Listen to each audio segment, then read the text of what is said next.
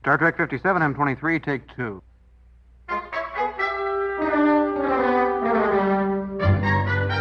It's got Star Trek, Episode 6. The Discovery Pilots, Part 1. The Vulcan Hello, and Battle at the Binary Stars.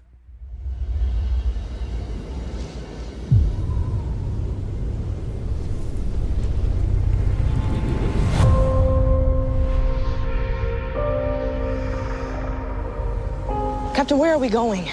We have no map, and you can't set a course without a star.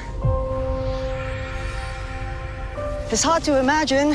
You've served under me for 7 years. Commander Burnham. I think it is time we talked about you having your own command. 2 to transport.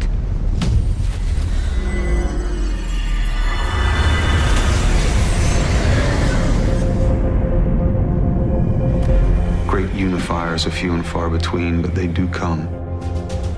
Often such leaders will need a profound cause for their followers to rally around. What am I looking at? Object of unknown origin. We've come all this way, Captain. It would be irresponsible to leave whatever that is unknown. What have you done out there on the edge of Federation space? Computer. Enable igniter.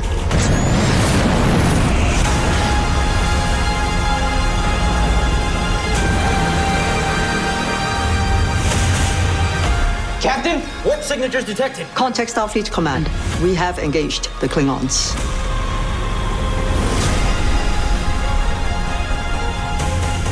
You will never learn, Vulcan. Your tongue is too human. I'm trying to save you. I'm trying to save all of you.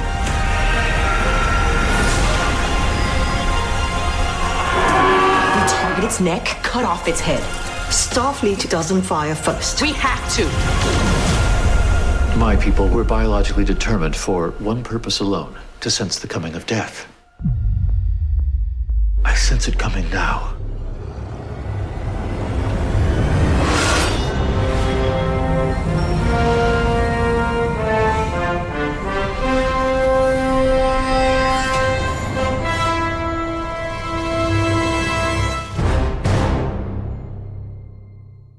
I have pushed the record button. I didn't take any notes on this, but I did watch it a few times. Yeah. So we're watching. And I did like it very much. We watched. We are discussing this week the Star Trek Discovery pilots. Since this is the pilot series, it's got Star Trek the pilots. The pilots. Although the pilots all have... Excuse me. Excuse me. You're standing on the pilots. Oh, no. But this How are you gonna is fly the plane? This is Discovery, Star Trek Discovery, but it's a slightly different structure. Because how do you do a pilot structure with Discovery? It's not exactly. And it's weird in 2 or 3 different ways. In the main way it's weird is that the pilot, when it was first broadcast... She was on a pilot. They broadcast these 2 episodes together. Or... I sometimes get a little confused. They might have broadcast like the first one on CBS, the Vulcan Hello, and then said you have to go to CBS All Access. Oh, is that what it's actually called, the Vulcan Hello? I was Yes. trying to remember Yeah. what it was called. I didn't see it right away So because I have... The second one is called like Battle at the Binary Stars. Yeah, the Battle at the Binary Stars. But they are effectively a single story. So I think they that's what we're going to talk about tonight. Yeah. There's hardly any break. But now, so the first 2 episodes are kind of like the pilot, but the third one is also important in its own right. Yeah. So that's why I it's- recommend That's next week. we should do a bonus podcast next week, and then maybe we can do that episode, and then maybe if we want to talk about some of the short treks or the animated series or something, we can I think sort that out. I'm definitely into doing a podcast on the animated series. Yeah, I'm down. as a whole, we could like watch as much of that as we can. Yeah. because they're not very long. No, they're pretty awesome. And there's a lot. If you watch it, there's a lot of stuff that they just recycle. Yeah, Like, a lot of the- even more than He-Man, they recycle some of those animations, like shooting a phaser, like Funimation. There's barely any there's movement. These things that fly at them in several episodes. But Probably more movement. It's more movement than one of those really cheap animes, like where nobody's like moving ever. But it's not by much. Less movement than He-Man, more than a cheap anime. because He-Man used that crazy technique. But they also Oh, was are there some so technique? the animated series. We'll talk about this more, but like Yes. they're so like some of the things they do are so grand and epic in scope compared to the original series because obviously they could do so much with just some drawing crazy it. ass and they could have spaceships they could and have shit. aliens on the crew. Yeah, more wild aliens. But Star Trek Discovery anyway. So We're tonight we'll be discussing the first two episodes, the Vulcan Hello and the Battle at the Binary Stars, and then next week we'll talk about like sort of the second pilot, where the show actually starts, kind of. And I'm going to make the argument later. As much of I enjoyed these two episodes, you basically don't need them. And we'll talk more about first that two later. episodes? You basically don't need them. You could go right into episode 3 with sexy Jason Isaacs as Captain Lorca on the actual Discovery, and then maybe fold in what happened as flashbacks, kind of slowly build Michael's character. now, do you want to go into this later? But do you think Girl do you Michael. think we don't need these first two episodes because there might have been like? Do you think they intended to do more with? Follow up on. I think Do you this- think they intended to follow up with these first two episodes more? This was so you didn't have to. So like if there were flashbacks, it would make sense. right, but do you think they might have deviated a little bit from their original intention, which is also white? The behind the scenes, I haven't seen any more. I so don't know. I don't. Oh, you haven't seen any more. I've only seen these two episodes. Ah, okay. That's good I to know. don't know, and we'll keep it largely spoiler free for Jesse, so he can watch the rest. But I have read a little bit, but yes. I know behind the scenes there was some turmoil with Brian Fuller and stuff. I don't remember exactly when and where it happened, but ultimately my impression is they had this idea, which I think is a clever idea, which is to really lay down some backstory, lay the foundation for it, to explain the setup in more detail, and then with the third episode really get into the meat of the show. Yeah. But I think what was kind of a clever idea in concept was not maybe executed as well, because what ends up happening is it feels rushed, and there's a lot of portions of this where it just seems like they haven't fleshed certain stuff out, certain information, certain characters, and we can touch on that as we go. This I think has like is the winner for the worst exposition in like any Star Trek pilot. Not throughout. There's plenty of like good parts to it, and this is kind of my vibe with Discovery, like moving forward. Certainly in season 1, it's kind of goes back and forth between like good writing and bad writing, but there's definitely some stuff in here that is upsetting in terms of the writing. So you have a big problem with the opening, the very opening, right? Like when they're in the desert. No, okay. So I guess let's start with the Klingon part. What'd you all think of that? I definitely thought that was kind of like a cool and mysterious opening where it opens with like the Klingon and there's subtitles. You know? Right. It shows like a little bit of Klingon language and then it phases into. I mean, the Klingons English. look really dumb. I hate the redesign, and I'm glad. Well, pulled back on that. was the most striking part because they didn't look like Klingons. They looked like some sort of Uruk-hai or something. Oh, that's interesting. I didn't think about that, but you're right. They yeah. did. Sort of They looked orc- like some kind they of looked like orcs. Yeah, they look like some kind of like. Like cooler orcs. They were all smooth. Targs back on the menu, boys. They had like Klingon, bumpy bits, but they didn't have any hair. Bumpy bits. Like Bumpy like bits. bumpy bits. Bumpy Like bits. Worf has some badass hair. Like he keeps it tied up, but like he's got some badass hair. And like all those Klingon dudes on the High Council and shit, like they have a bunch of long hair. But these Klingons, it's like I wasn't sure if they were like this is a particular group of Klingons that has this style where they long heads. they too. cut their hair short. They're like all bald. And They retconned it. weird. They definitely. they sort of speak in a more halting way. There's a production reason for that, which is interesting, at least according to what I read, which is that the new design on the face and the teeth was so bulky that it made it very Those difficult for them to talk. They're like uniforms or whatever you call it. They looked pretty fucking hard to wear too. Like, Yeah. just some giant sort of like bulky like.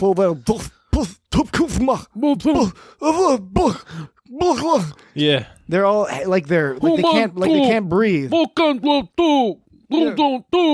Yeah, was that scene?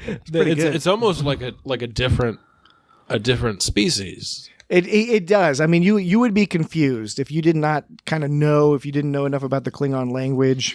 If you didn't know enough about the Klingon language, you would. If you weren't well versed in the Klingon, you might be confused by the visage of these Knock particular Jeeb. characters. If you didn't know that they were saying Kalis instead of Kalish, you might been confused by the Klingon language. You'd be screaming Kapla from the rooftops. So what is it? It's Kalis, but they sound like they're saying Kalish. Yeah, I had the because same issue with Stove, and interestingly enough, like Stovacor.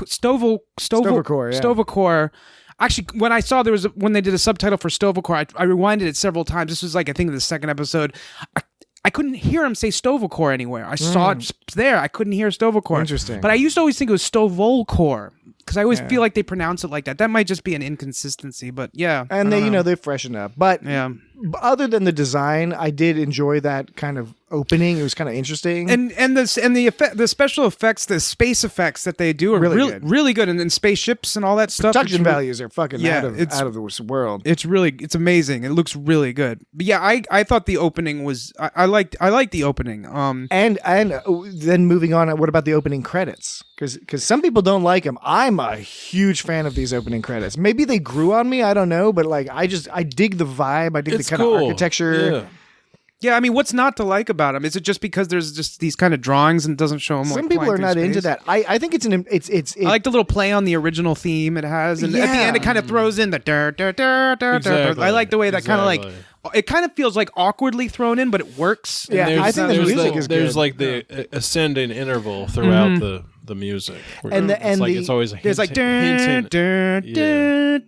Instead of the the sort of architectural schematic style is sort of it's an extension of Enterprise in a way, where instead of using video, it's different. It's very clearly very different, but it's in that same kind of vein. Of building and creating and expanding. Right.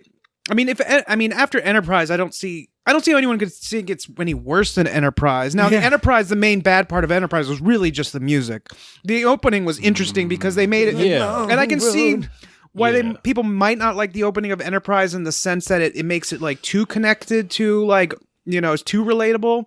But like the new Star Trek or the Discovery rather isn't really like. It's just a new take on something, but yeah, it's still I don't know. And in the second season in particular, then they start doing the Game of Thrones thing where there's little shifts in the beginning. First of all, it's different for the second season. It's subtle, but there's different imagery shown, and then like as the season progresses, there's some like adjustments to it, which is pretty cool. But getting back to the desert scene, right? That was a classic. What has become the norm, at least in the first season of Discovery, of somehow combining amazing and super awesome with like super frustrating. Because what I loved about it was, again, the production value was cool. I thought the aliens that they were helping with the water were really interesting. The Corpusculans. Corpusculans. Now that's a gross name because it makes you think of like some sort of like pimples or some shit. Well, it's a weird gross alien. Pimp. But and I also like that the solution for helping them didn't require a bunch of magic. It was basically we just need to kind of break through to the lower aquifer. I was a little confused about that because the implication is that these Corpusculans probably built that well, correct? Yes. So why couldn't they go down? First of all, how do you build a well? That's always, and that goes back to like, how do people do it? Because they build these deep holes, but then people fall in them. They are these skinny holes that go all the way. Anyways, this was a really skinny hole. They had dug to a particular depth, and then some sort of cataclysm had forced things to dry up. So, all they were doing was like shooting into the hole and making it bigger. Right. Yeah. There was a meteor drilling accident that caused like some radiation or something that like someone drilled and it caused like some radiation issue or something. And then there was that fucking dust storm that was just like looming. It was like coming right at it. It was like, well, this is coming, so these people are going to have a hard time. So let's give them a well. And you're bringing up the problem here because this is the worst example of expositional writing possible. Here are two people who, it's been conveyed, have known each other for a very long time. We know that because they stated outright awkwardly. Yeah. And then they go on to have a discussion that doesn't make any sense for two people on a mission to have not already been debriefed on it. I'm not trying to be super nerdy about this. I'm just saying that better writing would have conveyed the information much more elegantly, as opposed to the corpusculans are going to face extinction. See those egg sacs? Yeah, right. Those are well, no shit. What the fuck else would they be? I mean, you make your captain sound like she's a moron. Yeah, and they pulled that move, and this is kind of like sort of like a tangent. I hate when people say like, okay, Michael goes, no, Giorgio goes, they've survived here for over 1,000 years, Michael. They've survived here for over 1,000 years.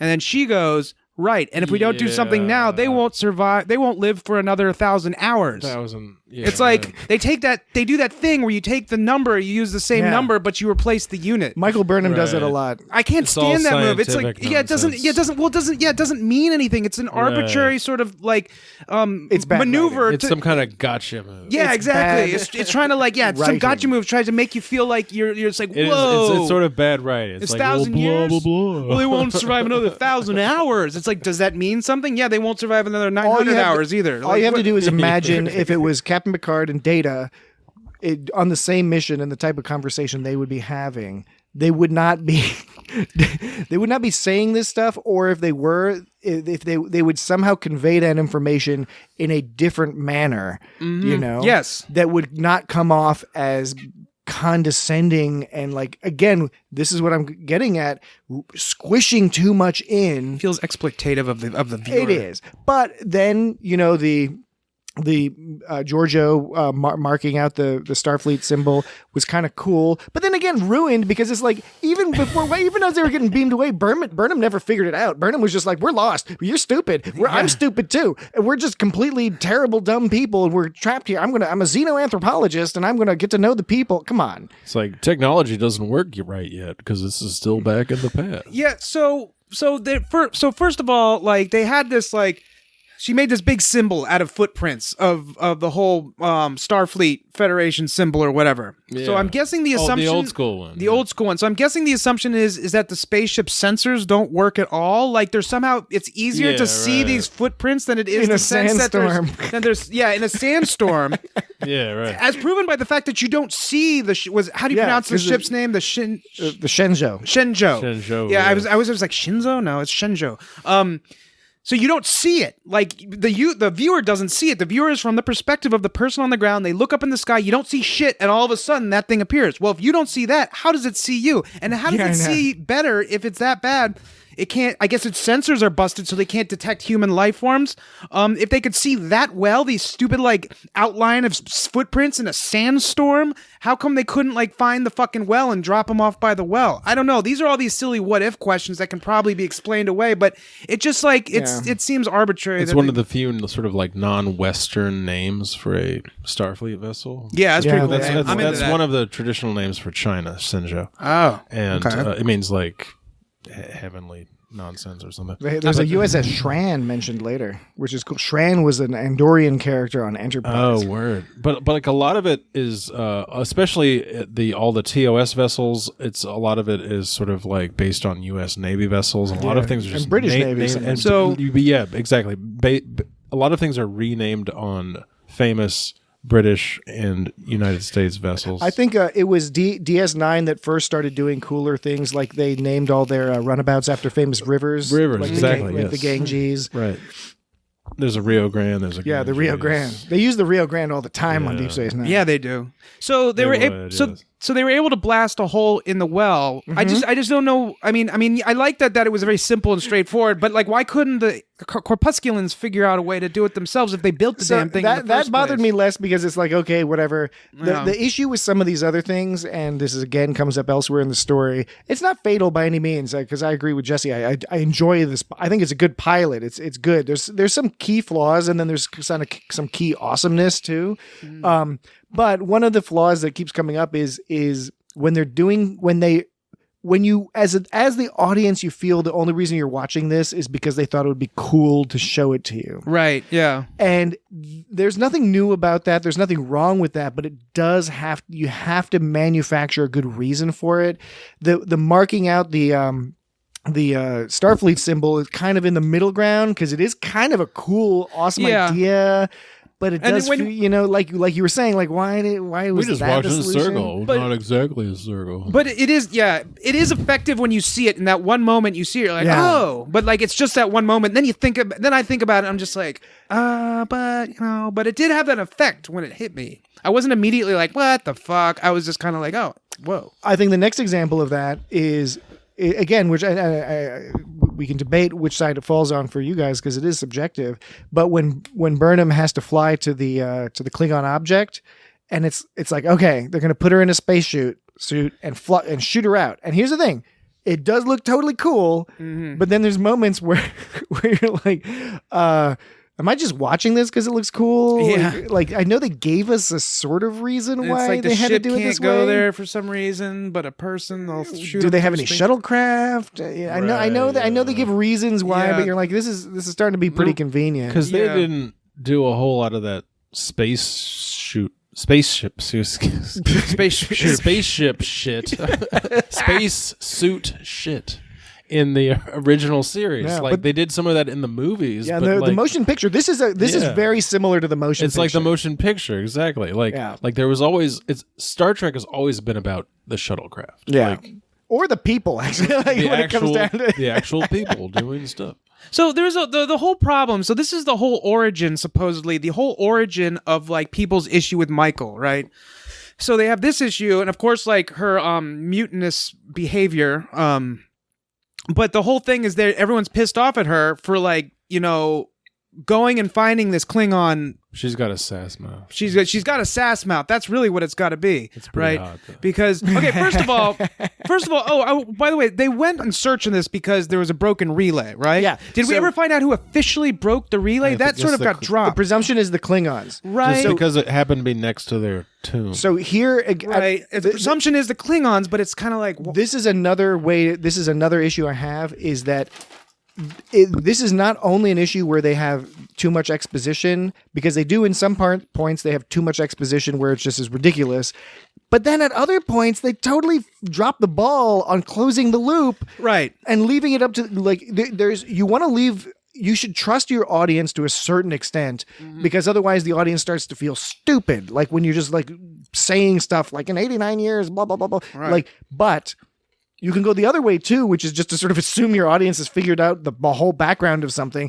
And that is a good point in that they did not close that loop. And it could have been easy to close the loop to be like, I guess Burnham was right. It was a trap. Yeah. It's like a line. Or we found Klingon disruptor or whatever signs on the thing. Yeah, I mean, yeah, right. The implication is the Klingons must have done it, yeah, I guess, but we don't know if it was they didn't set This a trap, story- or they just saw something and they were like, this is non-Klingon, let's break it. The story But, like, let's is leave good. it. The overall outline of the story is Some good. of the mechanics are like, there are missing pieces I mean, because they could have just done that to lure the Starfleet there. I mean, that was But that's the that thing guy is- was just trying to lure them there. yeah, but why? But here's the And deal. that's the thing. So the most charitable interpretation is Takuvma's plan Right. from the start. Kuzma, who was- we don't know shit about. We never Exactly. learn a goddamn thing about this guy other even than with he found the, he even found with his the dad. flashback, we don't learn anything Yeah, about we him. find out it's like, oh, here we go. Oh, flashback. Did he Oh. beat up those kids or not? It doesn't make. It's Yeah, we just don't even they find out just with the run away. kids. Right, we don't even find out the kids. We just find out, oh, here's my dad's old ship. I found it.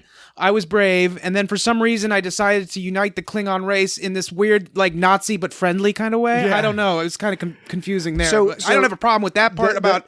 It's just motivation for being like that. I thought it was interesting that there was some part of him that was sympathetic, I guess. Yes. But like also he's a fucking Nazi. Like, Yes, so it's a purity thing. Yeah, It's a nationalistic and a racial purity thing. Yeah. And the thing is, they drop the ball in a couple places. And one of them is that overall story. We only after seeing the 2 episodes, and frankly a few more when we learn a little bit more after the fact. Only then do we kind of get the idea that, okay, his plan from the start was he's outsider guy, but has some people who think he's cool, kind of like he's a priest-like figure, Charles Manson or Jesus, whatever your preference. He develops a plan. Charles Manson or Jesus. He develops a plan to start a war with the Federation Either or. as a way to unify the Klingon people, because that's his goal. But then there's this whole beacon thing, and you're like, well, how come nobody else lit the beacon? Is that something any Klingon can do? Or did you find something? Was it related to your dad's ship that somehow helps you light the beacon? None of that is explained in any kind of adequate way. And that's the stuff that would have been more helpful to know about than kind of some of the other stuff we actually watched. Because so he blamed the Federation for killing the Torchbearer, Rayjack or whatever. But the thing is now, was he just using that as a reason to motivate the people? And in his head, did he set up this trap in his head, and he was just trying to motivate the people? And then all along, he was like, Rayjack, do this shit, and then kill. It doesn't make any sense otherwise to have a cloaked ship hanging out there. And then just coincidentally, the relay is broken. Obviously not. They must have broken the relay. So he wanted to start the war before, but you're right. That's another point you of have issue. To make a lot of assumptions here, because like if you don't make that assumption, then you're just like, oh my God, she fucking killed this guy. See, this is another reason. I mean, you don't know if he's did it on purpose or not, and those kinds of things shouldn't be so ambiguous. And it's because in my argument is that it's because they took a story that probably should have been minimum 7 or 8 episodes and tried to compress it down into 2, and they discarded all the background and stuff. And this goes back again to all the fucking Federation blames Michael for this whole situation. She basically fucking Jar Jar Binks that fucking like torchbearer dude. She like fell over and hit a fucking button and ran into the guy. It was Jar Jar Binks. It was like Inspector Gadget. Yeah, and just fucking actually go Gadget Batleth. Yeah, Gadget Batleth. But like, and they're blaming her. He was the like second largest Klingon I've seen this month. That Admiral motherfucker, Admiral Anderson, who looked like that dude from Better Call Saul, he did, the lawyer. But he's not. I looked him up. He looks exactly like that dude. That guy's name is Patrick something. But he was basically like, he was like, maybe next time don't try to like interfere with some old Klingon stuff from 100 fucking years ago or whatever. Right. It was fucking Captain Giorgio who sent her out there. Yes, Michael wanted to. She definitely wanted to see that shit. But Giorgio's the one like, yeah, go check that out. But my understanding is, just to clarify, my understanding is that nobody's even pissed at her for that. They're only pissed at her for what happened later when she mutinied against Giorgio, which then somehow they think caused the war. But if the theory is that Takuvma's whole point in any case was to cause the war, then nothing that Burnham did other than, like you're saying, killing the torchbearer. But by our logic that we're discussing, that it doesn't make sense that actually caused the war. It was only a pretext. No, right. And I know what you're saying. And not even a real pretext, because the ships were all. I guess it was only Admiral Anderson that gave. Admiral Anderson did give Michael shit for like disturbing that Klingon shit, which was ordered by Giorgio. But what you're saying, yes, later on, like people are pissed off because they blame her for starting the war, and they falsely associate it with the mutiny. The mutiny it was a dick move on her part. It's like he's like a hologram, and he's talking to like the captain, but then Michael is like behind him, but he still has like his back to her the whole time. It's like this weird scene. He just turns around and keeps talking to the captain. Yeah, that whole him being in the hologram thing was really confusing, especially also when he hailed the Klingon ship as a hologram, but I guess it was from his ship. But does that mean that the Klingon hail came on his ship's view screen and the Shenzhou's view screen? The hologram shit has the same problem. They tried doing that on Deep Space Nine and they gave it up because it's dumb. It's like one of those things. It's just nobody is going to want that. Like we want the technology to do it. We're not going to want to use it. It looked cool. Like when the scene when all the fucking Klingon council was together talking to Takuvma, it was a cool effect. Like when Cole was like deciding to be a dick for some reason and all the other ones wanted to join up. It looks cool. It looked cool. But it's not. It's pointless. It's pointless. And that's not just Discovery's problem. A lot of shows have that problem. But to finish real quick with the point you were making is, so they all kind of blame Michael for starting this war. But it was based around, you're right. It was, I guess the assumption is, the implication, we don't really know, but it was kind of like she was a dick and it caused a mutiny, but the mutiny is not what caused the problem. Yeah, because Giorgio woke up in time and stopped her from actually firing. Her plan was so poorly thought out, she fucking pulled a Vulcan neck pinch, and then she was like, it's just me now.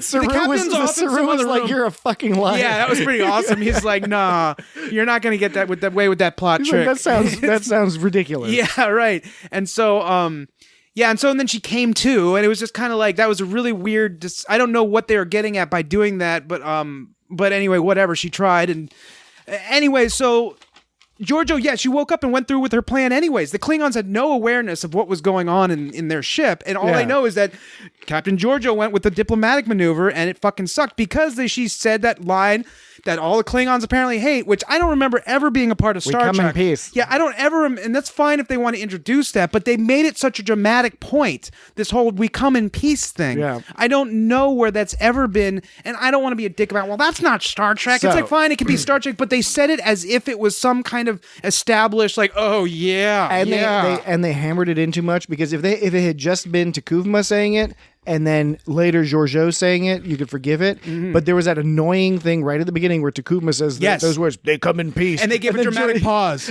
And then Michael Burnham was like, oh, they come in peace. That's what we're all about, right? It's like, come on. That's, like you said, nobody's ever said that. Right. What are you, on some sort of Star Trek? Oh, yeah, right. First Contact. Oh, man. Zephyr Cochrane. Yeah. So, real quick, I just wanted to make a quick note that the Flight 819 line is maybe the worst thing I've ever heard in Star Trek. Oh, when he's talking about it's a cool negative 260 degrees Celsius. Really weird. I remember when I watched this live, like on, I was so excited, and I was like, that's horrible. That sucks. It's like, why would they have an airline? And why would it be so long? It's a joke that's so long. He just keeps talking. It's really funny if I keep saying it. Airline jokes are so passe, dude. They're literally what comedians make fun of. It's like, fucking 90s. How about that airline food? Yeah, it's like 80s humor in 2261 and or whatever. bad 80s humor that was considered bad humor in the 80s. Right. Yeah, that was pretty bad. Oh, we're in the airline is a 22. That's a joke from. It's like a joke from like the fucking movie Airplane. Yeah. Or another line not long after that was when Burnham says, "This is Burnham in the blind."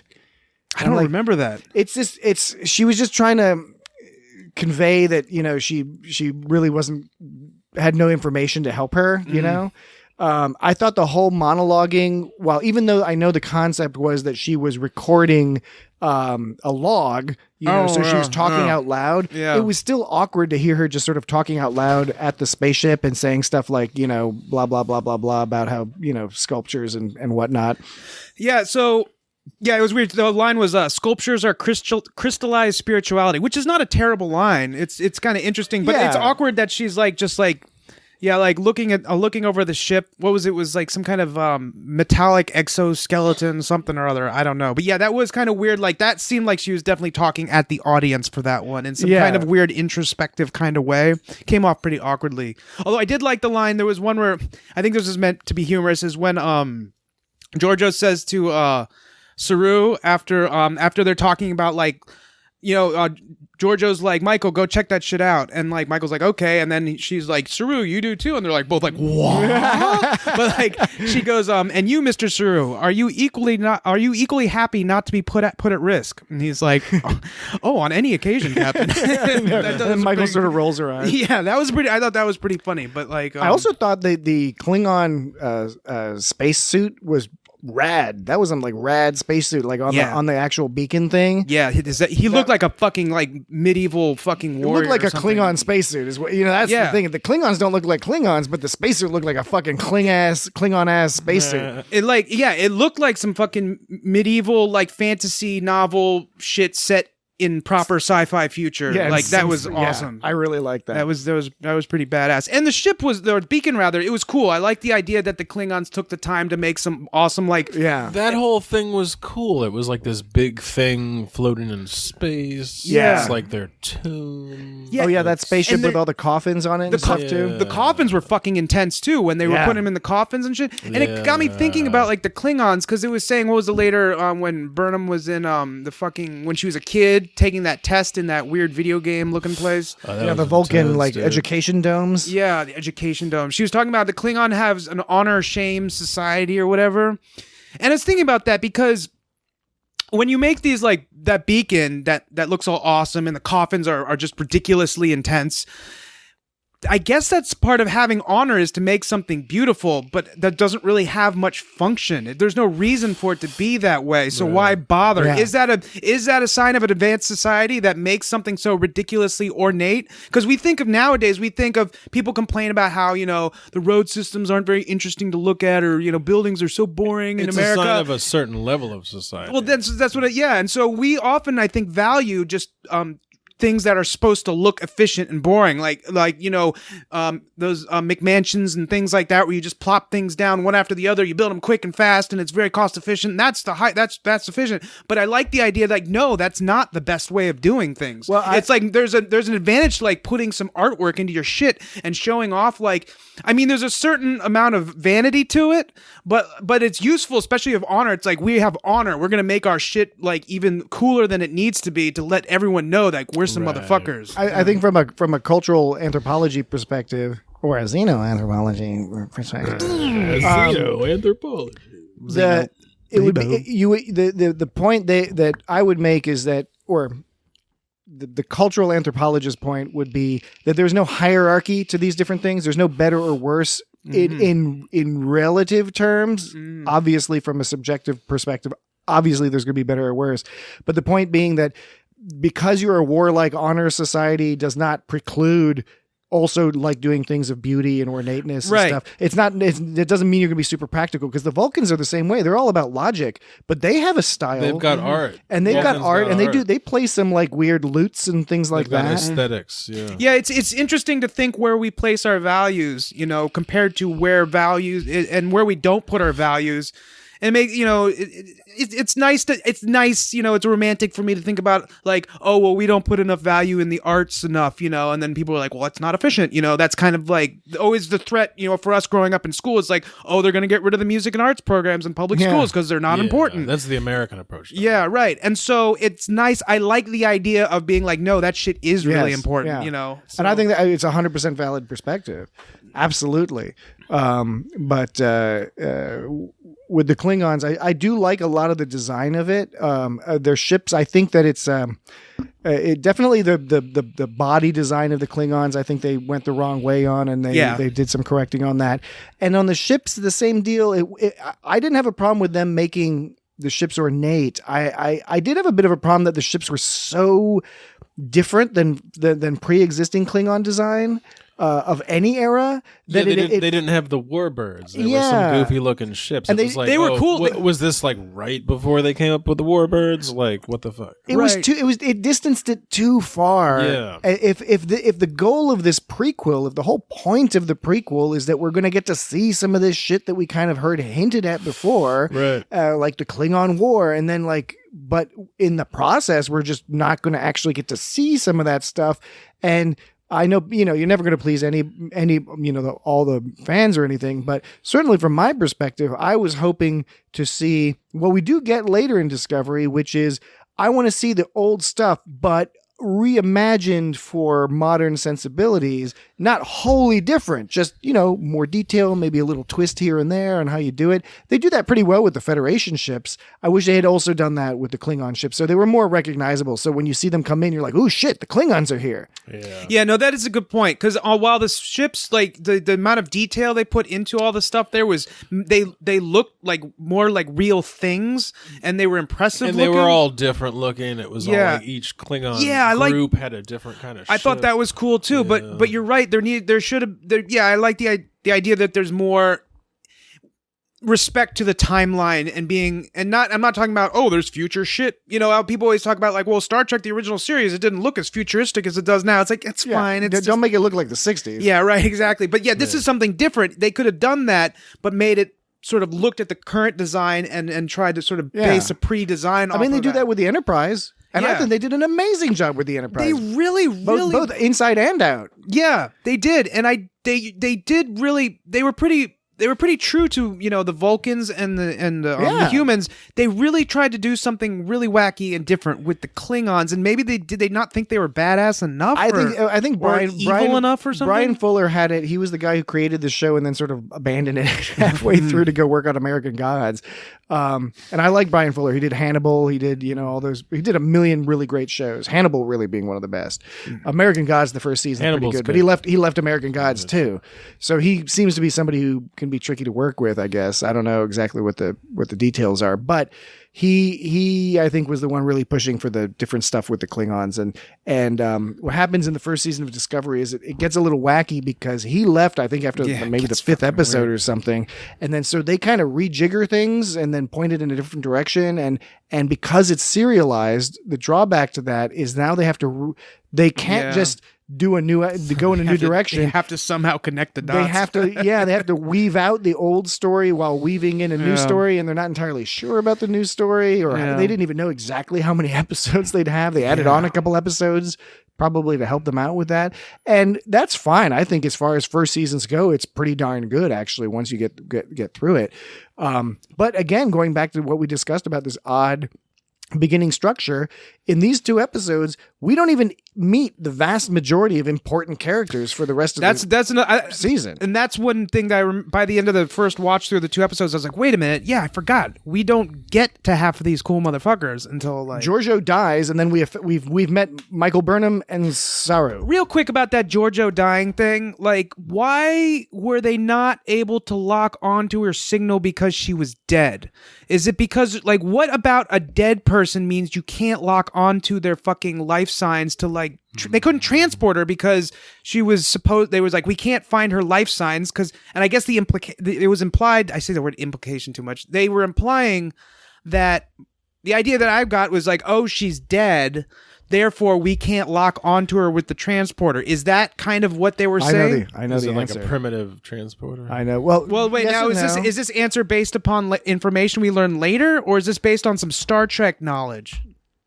The answer is that they needed a device. They needed a literary device to have her not beamed back. Right, exactly. Because of developments later in the series. Precisely. Now, is this developments that have happened this season? In the first season. The first season? Not in the first, the at the end, halfway through the first season. Okay, yeah. So, point being is they could have thought of so many different things, but what her heart wasn't beating, so somehow you couldn't lock onto her? What, her brain stopped firing like electrical impulses, so you couldn't lock onto her? Or did her spirit fly away, and that's why the transporter works, because you lock onto their fucking soul? Like what the Takuma could have like thrown her through the window or something. Yeah, totally much more rad than that. And they can transport inanimate objects, but suddenly it's funny like, because I didn't even catch that, and now I'm all angry. Yeah, it was fucking.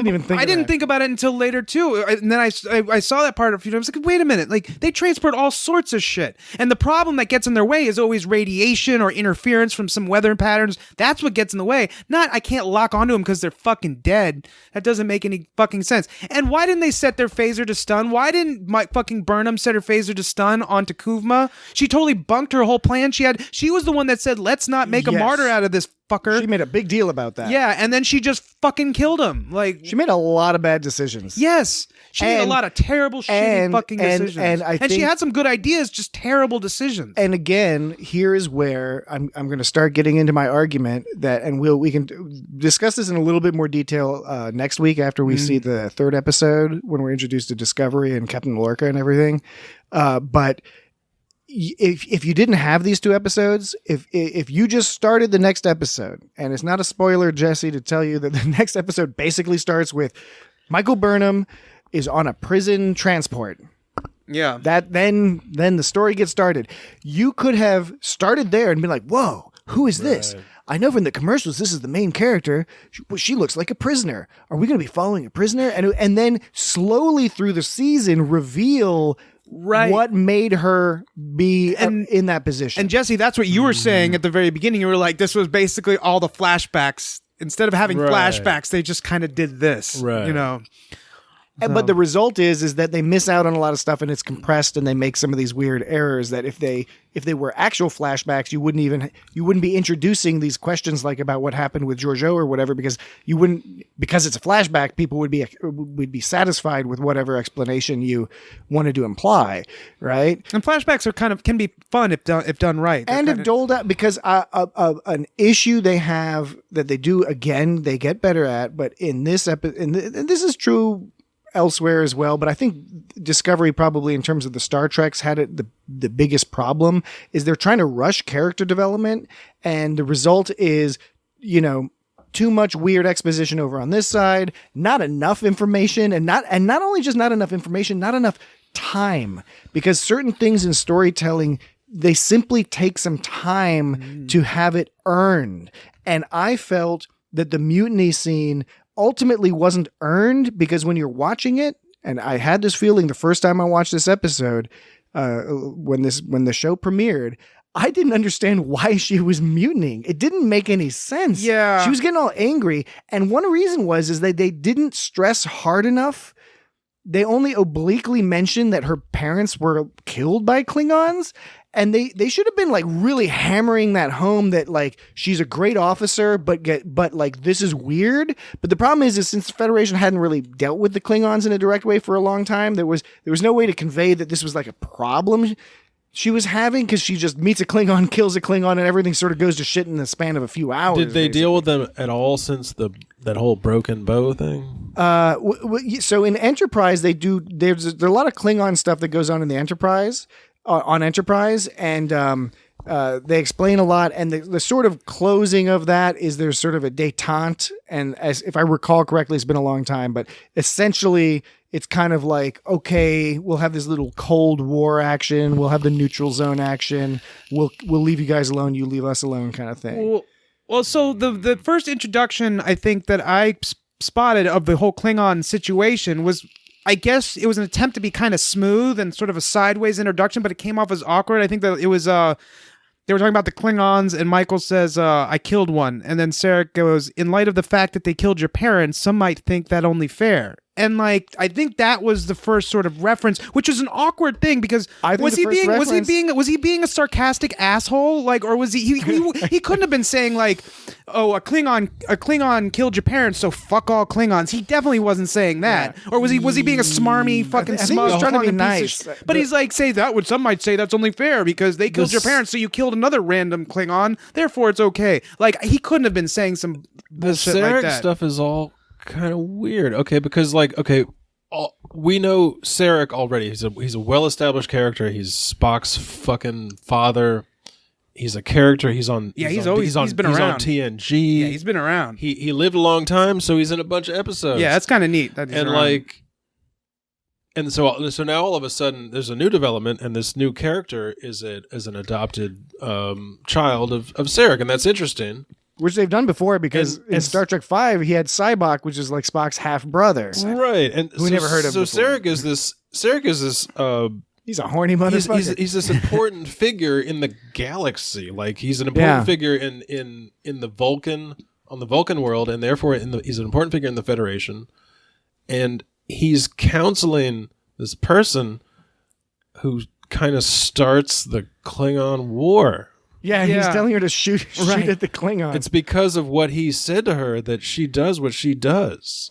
Yeah. But, by the way, Dan, I think I want to make a minor correction. I think the first reference to the Klingon attack is actually when they show the flashback to her as a child in one of the Vulcan education dome things, and then they're asking all those questions, and then it starts asking questions about the Klingons and a terrorist attack, and she starts freaking out. Right. I think that dome scene came later, though. Did it come later? I think it came... It may have. That's a good question, though, actually. It's in the second. Is that in the second episode, the dome thing?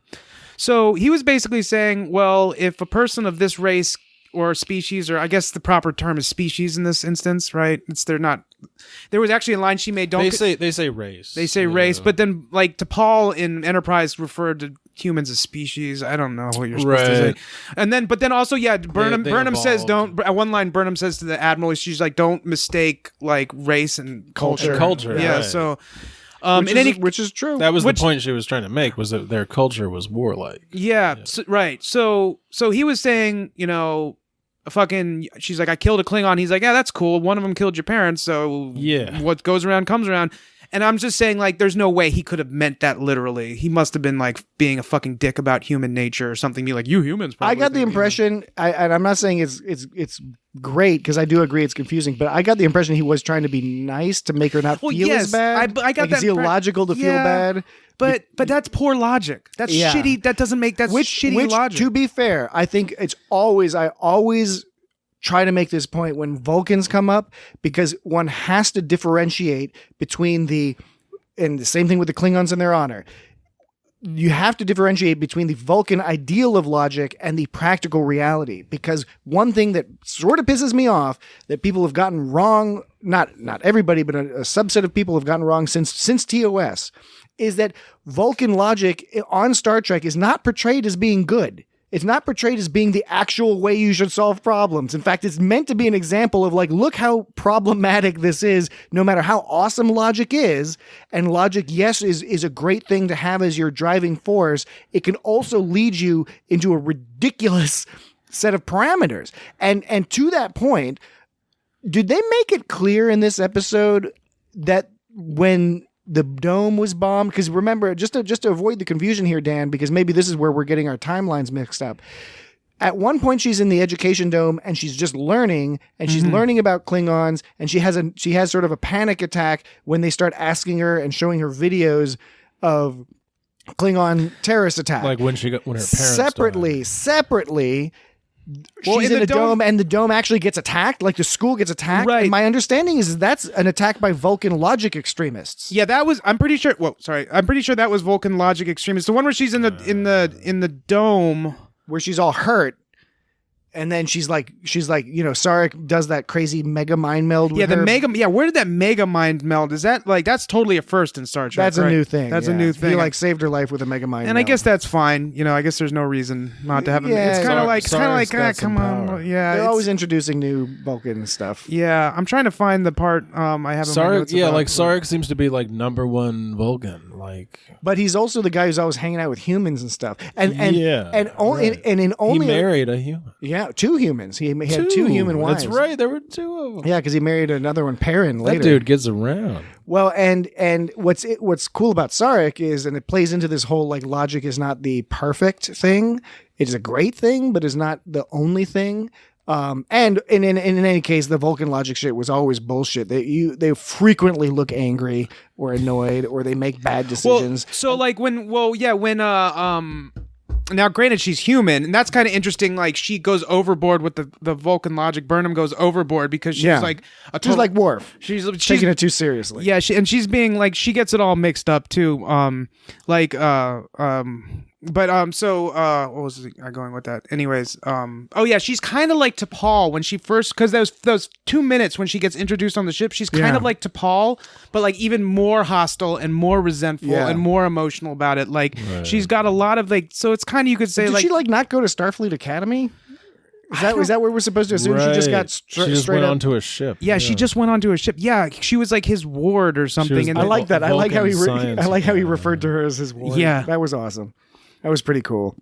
But again, all of this stuff, I think in aggregate actually works out pretty well. It's that these little things that that we're sort of nitpicking about, I believe are a result of trying to compress a longer story, more fleshed out story into a much smaller space. So they skip over some stuff that would have been helpful. Oh yeah. So this was a line she gave when she came to this ship, which, leading up to the fact she's human, you could just interpret this as her not getting the Vulcan sort of behavior stuff right. She goes, when Giorgio comes up, it's like, hey, it's great to meet you and stuff. She's like, respect is earned, as is friendliness. And it's is that logical that you have to earn respect? I think there's been a lot of debate that you could argue that either one is, it's logical to not give people respect until they earn it, but it's also logical to give everyone respect from the start. Well, there's the whole issue with the logical. And so it's what do you want to assume everyone's an asshole? And so the whole logic thing, and that's what goes back to now that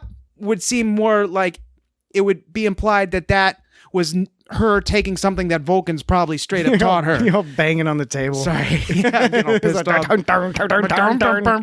But it seems like something that the Vulcans would have instilled in her from the start, but it goes to your point of logic not always being an excuse to just sort of get your way, and in order to be an asshole, kind of like saying like, oh, it's God's will or something. Well, with the like logic, that. when you consider the whole logic extremist thing, which is, I really like that they include that here and continue to include that. And it's something that I think I forget if it was introduced on Enterprise. It may have actually even been, there might have been instances of it on TNG or somewhere, but definitely on Enterprise they had a whole logic extremist thing, and they continue that later on in Discovery. There's some hints about some stuff comes up related. I feel like it was the logic extremists, and I think they were pissed off.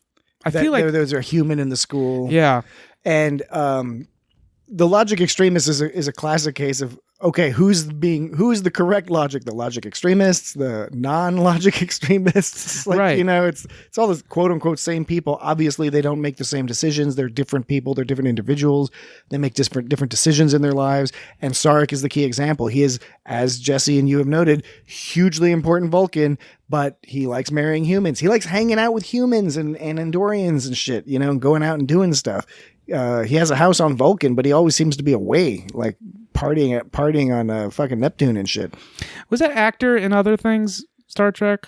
The guy who plays Sarek? Yeah, I feel like I've seen him before. He's an actor. Oh man, I'm forgetting his name now. But he's a good actor. He's been in some other stuff. I'm not sure if he's been in any other Star Trek stuff. I'm trying really hard to find out like that fucking Vulcan school scene. I can't fucking find it. I know I have like a whole easy to read section on it, and I can't fucking find it. I'm at a point where let's see why. Yeah, I'm really pissed off like why they kept blaming her for the war, because there's nothing she did that actually caused the war. And Jesse's point that he brought up about like how Sarek was like kind of like, that was interesting. What did he say? He said that Sarek instilled in her the idea of like Vulcan being violence against Klingons. Yeah, he gave her the idea of shooting first. But she didn't shoot first. She didn't do shit. Well, she wanted to, but she didn't. You know what the better way, maybe like another way to describe it, instead of saying she Jar Jar'd that fucking Klingon, she kind of inverse Boba Fetted him. Because like her suit like went off, and instead of like flying off into the side of the thing and falling into the Sarlacc, she skewered some motherfucker. Sarlacc. The guy that played Sarek was in The Tudors. He played Thomas Cromwell in The Tudors. Oh, he played Cromwell. Oliver Cromwell, Lord Protector of England, born in 1599, 1650. Oh, it was a different one?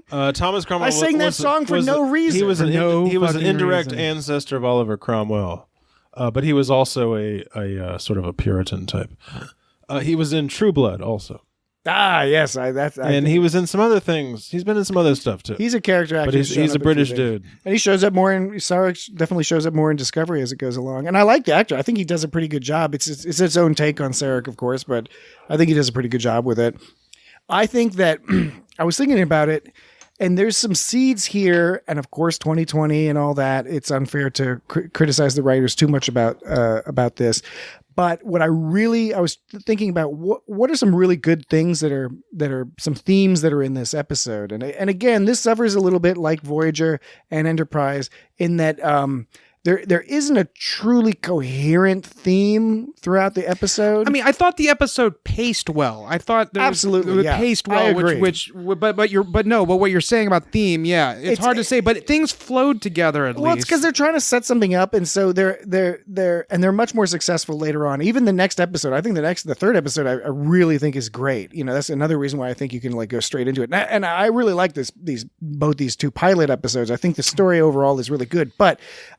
One thing that stuck out at me is a missed opportunity was that what do we have? We have T'Kuvma, who's basically starting a Klingon nationalist purity. He uses that term, they want to take away our individuality. They want to he's using white supremacist terms, but in a Klingon context. And it's kind of interesting because on the one hand, you can see it's like, oh, he wants us to lose our Klingon heritage or whatever. But on the other hand, like you said, he's promoting this nationalist idea, which kind of takes away individualism in a way. And then we also get the first hints, at least in the Discovery context, of a Vulcan purity nationalist thing. The logic extremists are fundamentally Vulcan purists. They're anti from Enterprise. Their whole deal, and this is continued here, is that they don't want to be part of the Federation because they don't want to lose the Vulcan individuality. They think the humans and Andorians and Tellarites and all the rest of them are a bunch of morons,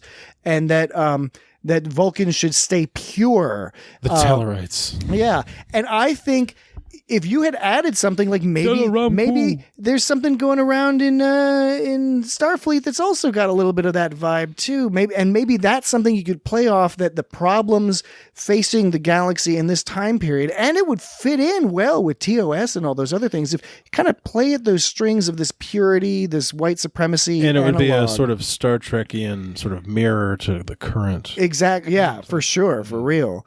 But anyway, again, I'm not going to blame the writers for not going that direction, but that's definitely something that you feel the hints of here, and it's a shame that it wasn't better utilized here, and frankly, they don't really do anything with it that much later on. I mean, Sarek also the scene where Burnham, she's in the thing, they ask her part of the test, they're asking about the Klingon social order. She's like, honor shame dynamic. They asked about Kronos. The only answer to that is unwelcoming to the Federation. That's apparently all they know about Kronos, is it's unwelcoming to the Federation. The Klingon political order, there's 24 great houses. They went there in the Enterprise episode, but maybe that was the only time anybody ever went there. Yeah, I guess so. But the part where she freaked out at is they said location of the most recent Klingon terror raid. Yeah, and then they were like number of survivors at the human Vulcan science. That was where her parents Doctori died, Alpha. Right? Yeah, that's why she freaked out. So yeah, and so to Patrick's point, she was freaking out. To Patrick, to Kuvma, to Paul, to Pultra, to poultry, to your poultry. I don't eat chicken. Vulcan ku, dalam ku, andron malang ku. Jayesh. Kilish. So after that, he's all looking at her. He's like, "There's nothing wrong with your Vulcan mind. It's your human heart that fucking sucks." You know. And so that's kind of like some bullshit. And he did that little head wobble, just like he was like, "Motherfucker." Yeah, he did that head. He did that head wobbler. He did that. He done did that. Well, I don't know. That didn't seem like he was being like motherfucker. That was just like, you're. It is what it is. Well, no. Well, okay. He was saying it. That's part of the problem. He was saying it as if it is what it is. Your problem is not your logic. Your problem is the fact that is. God damn it. Talk about fucking logic extremists.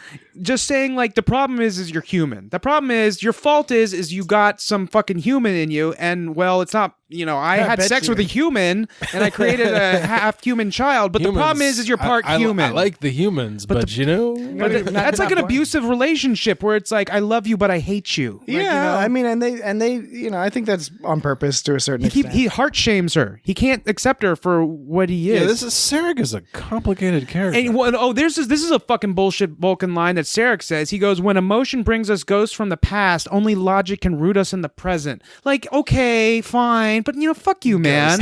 Ghosts. Fuck you. Well, like only logic can get you in the ball. Ignore everything. It's emotions are your big. And I hear this argument from a lot of people who say emotions are the big enemy. That's what we got to do, is get rid of emotions.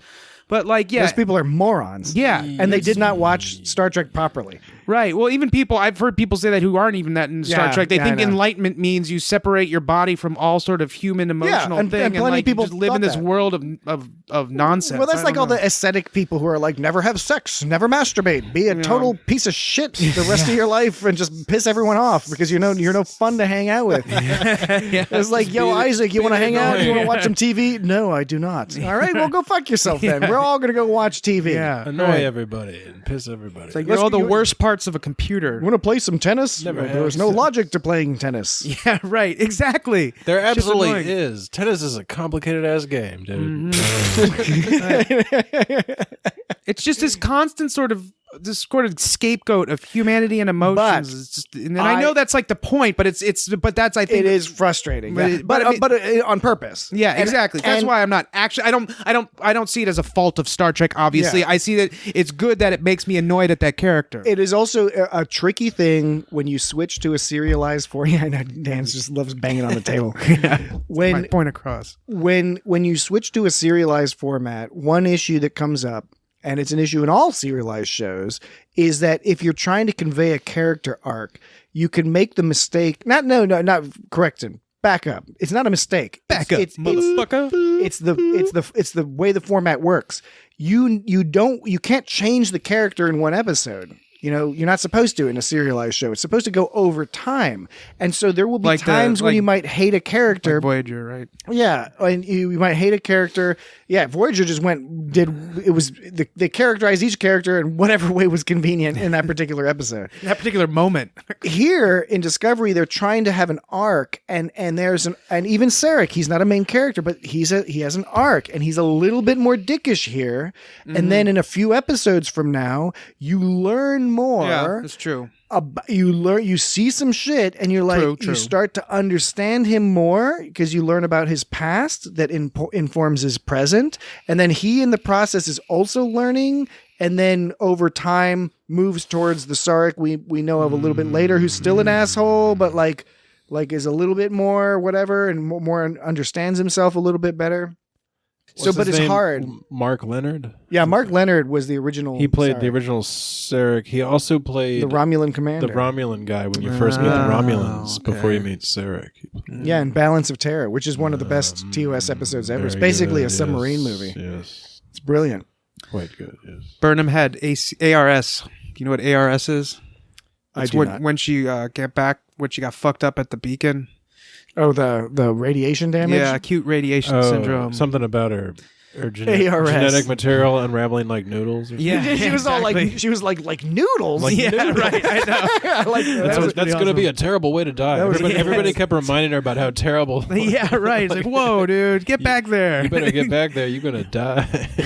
It's going to be like noodles. So death by genetic unspooling or some shit. But it was like noodles. I've already said it a couple times, but just to reiterate now, towards the end of the second episode, I really keep thinking about the fact I like this episode. I was entertained. Great production value. I think by and large the actors are great. I think there's a couple writing things here or there, whatever. But overall, I was never bored. Cool. I was never bored. Cool, interesting stuff. I liked the way that the one thing that I like is that all space shows and there was a joke actually about this on a Harmontown podcast, but I'd actually thought about this before. I'm sure everyone has. I thought the joke of myself independently.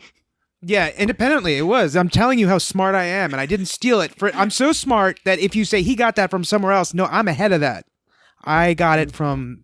I'm aware that you might ahead of that. I'm aware that someone might think that. No, the idea that they tried to, and maybe it comes across as too in your face sometimes, but they tried to really put across the idea of space being a 3-dimensional sort of aside from the 11 dimensions or whatever, but visually a 3-dimensional plane. So the first time that the Shenzhou meets up with the Klingon ship, they're actually askew with each other. Yeah. One is like, is that the yaw or the pitch is like, which is which? Yaw. The pitch. The pitch is up and the nose up and down, right? And then the yaw is side to side. Pitch and yaw. It's like when you yaw control. Yeah, yaw is when you're like, kinda más o menos when you're your hand. It's right, like, your hand goes like this. That's yaw. So one was like, well, that's what it's called in the South. In the North, it's called yes control. What? Exactly. No, you all control. It's called you guys. It's called you guys. I messed up the joke. It wasn't all use guys. If you're really South, it's all y'all control. Or you. All y'all. All y'all. Bless your heart. Mom and them. That means fuck you. Yeah. In Southern. It does. So anyways, the Enterprise was yawed to the right and the Klingon ship was like yawed to the left. And there was really no reason for it. In my head, I'm like thinking, if I was a captain of that ship, I would write my shit like to be lined up perfectly, just because you look at it, you're just like, let's just like all Starfleet captains are OCD. Yeah, right. I mean, it doesn't matter, right? But at the same time, it's like, it's cool. It's cool that they did that. I liked it though. I thought it was really cool. When you're in space, there's no up or down. Exactly, precisely. There was a real quick a short story with Isaac Asimov. He didn't actually write it. He collected all these short stories. One of them was talking about this guy that was like flying through space under a planet, and he got in like this sort of like in between zone where he was was under the planet, right? So the planet's above him from his perspective, but he got close enough to the planet where he kept switching between, he couldn't tell if he was up or down, because it's like at a certain point, I guess you're in space and it's just kind of there. But when you get close enough, the gravity and everything kicks in and your body starts thinking it's a certain direction. But if you're like on that cusp, it can't figure out, and it was some kind of akin to some kind of vertigo, some kind of space planetary, like in between vertigo, That's where you crazy. where you, Planetary where you vertigo. spin around, you can't tell what shit's going on. Anyways, that was more of an I gotta aside. check some of that shit out. Yeah, it was actually, I got the book from Mike. It was I might Asimov. still have that book somewhere. I don't Anyways, think I've read any of that Isaac Asimov. well, like I said, that one, none of those were written by him. He collected those, but he also, of course, like Mike writes a lot has of read shit. some like He died. His new name is Isaac Wasimov. Oh my gosh. Oh my I got god! Jesse to laugh. That's a good. and he's in all of us now. So he's Euripides. Euripides nuts off. we were all a Weezik. Was enough. But so and I'm sorry. Anyways, they do a lot of that stuff, which sometimes it's a little overbearing with the works, but I always like it because I always think it's neat how they kind of like spin around and I show that think spaces. so Discovery starts to make, I think in the pilot they did a really good job. Later on they go a little too much to the spinning and stuff. Like what works as an introductory thing, like at the beginning when it's showing the thing and going upside down, and then or when Burnham is I know what you're talking about. walking on the outside before launching her little mission. I know and what you see her upside down. Yeah, I know what you're talking about though. When they were inside the ship and they did the upside down thing, sometimes it's like they try to outdo themselves. There's an episode that comes up later. I think it's even a season 2 episode where you almost get sick because it's just a fucking camera just floating around in a fucking fast ass circle. And one problem they did have, I will say, one criticism I did have of these 2 episodes was that they canted angles. Right? They didn't use them properly, and they use them inconsistently. A canted angle traditionally, where the camera's like on the off to the side, it's like crooked. Oh, like the crooks in the original Batman series. Yeah. Those are generally in filmic language are intended to convey or instill in the viewer a discomfort, a concern, just a vibe that something's wrong or about to be wrong. And the problem is here they use that sometimes like arbitrarily when things weren't quite as wrong, or they weren't otherwise giving us clues that things were wrong. Right. And then once we determined things were wrong, then they went into ready room and it's all like horizontal access. So it's like, wait, now shit's weird, but what are you trying to convey with this filmic language? And it again came off a little bit as more like we can do it, so we did, and it's weird and cool, and we're like on the bridge and we're all like seeing the bridge at some like weird crooked angle. I did love all this stuff in space though. I thought they did a great job when they were approaching things with different angles in space. It was more interesting. I think we should just talk about real quick, I guess, the different Klingons that played a role here. So you have Rajak. Is that how the Torchbearer, the original, like the guy who died? It was like Rejak or Rajak? Maybe Reykjavik. It was like Rejac. So he was like the original Torchbearer that died. Then there was like Takuvma, who was basically Takuvma. Bal lampu, Kailash, Talon lampu, Vulcan lampu, Humantu, lampu. He's reading from his notes. No, actually, they remembered. See, I actually remembered that. I had it out of order though. We're all white upper middle class waspy males, so we can't do like the Asian accents. But we can do the Klingons. We can't do black people and Mexican, Latino people. But I think Klingon's still okay. Klingon's okay. I think Klingons. We can do German, Australian, and Klingon. I think we're cool. So I think it's okay to make fun of Russians too. Yeah, unless you want to get taken away. They take you away now. So because our president's a Russian. So Takuvma was sort of the messiah figure, pseudo-messiah figure. He was basically the war instigator. That was his whole role. Albino dude. That's the thing is the albino a Vok. He's son of none. Vok. He doesn't have his own family blade. He's like the real sort of messiah kind of character. The problem is Takuvma comes in, you have no backstory, and he dies like right the fuck away. Yeah. So like you know nothing about this guy, and he's just a device. But Vulc is like the actual like.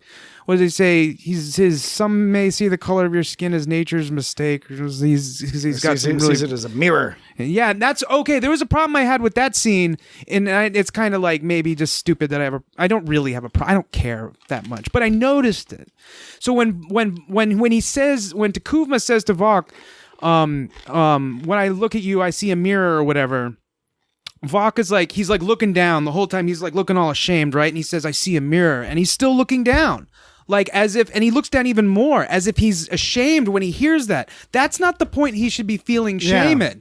He looks up when he says, because I see myself in you. That's when he looks up. He should have started looking up when he said the mirror, because that is when it starts to imply because he's all talking shit. At first he's like, you know, he's not talking shit. He's like basically instilling, like, you're an outcast, you're an outsider, blah, blah, blah, blah, blah. And he's all looking, he's like, yeah, I'm a piece of shit. I suck. He's like, I see a mirror in me. I see a mirror in you. And that's when he's really like, I know, I suck. And then he goes, you know, well, I see myself. He's like, oh. He like burns his hand. He should have. Does that G. Gordon Liddy He shit. shouldn't have looked down more when he said, I see it. You look like a mirror, or whatever the fuck he said about mirror. He shouldn't have at least looked down more. He should have paused and kind of like looked up a little bit. Anyways, yeah, that was hardcore as a motherfucker when he like put his hand over that fire. That was some awesome shit. His makeup hand almost melted up. I know, and it only looked a little. It looked like a toasty marshmallow. It didn't really. It did. It didn't really look that burned.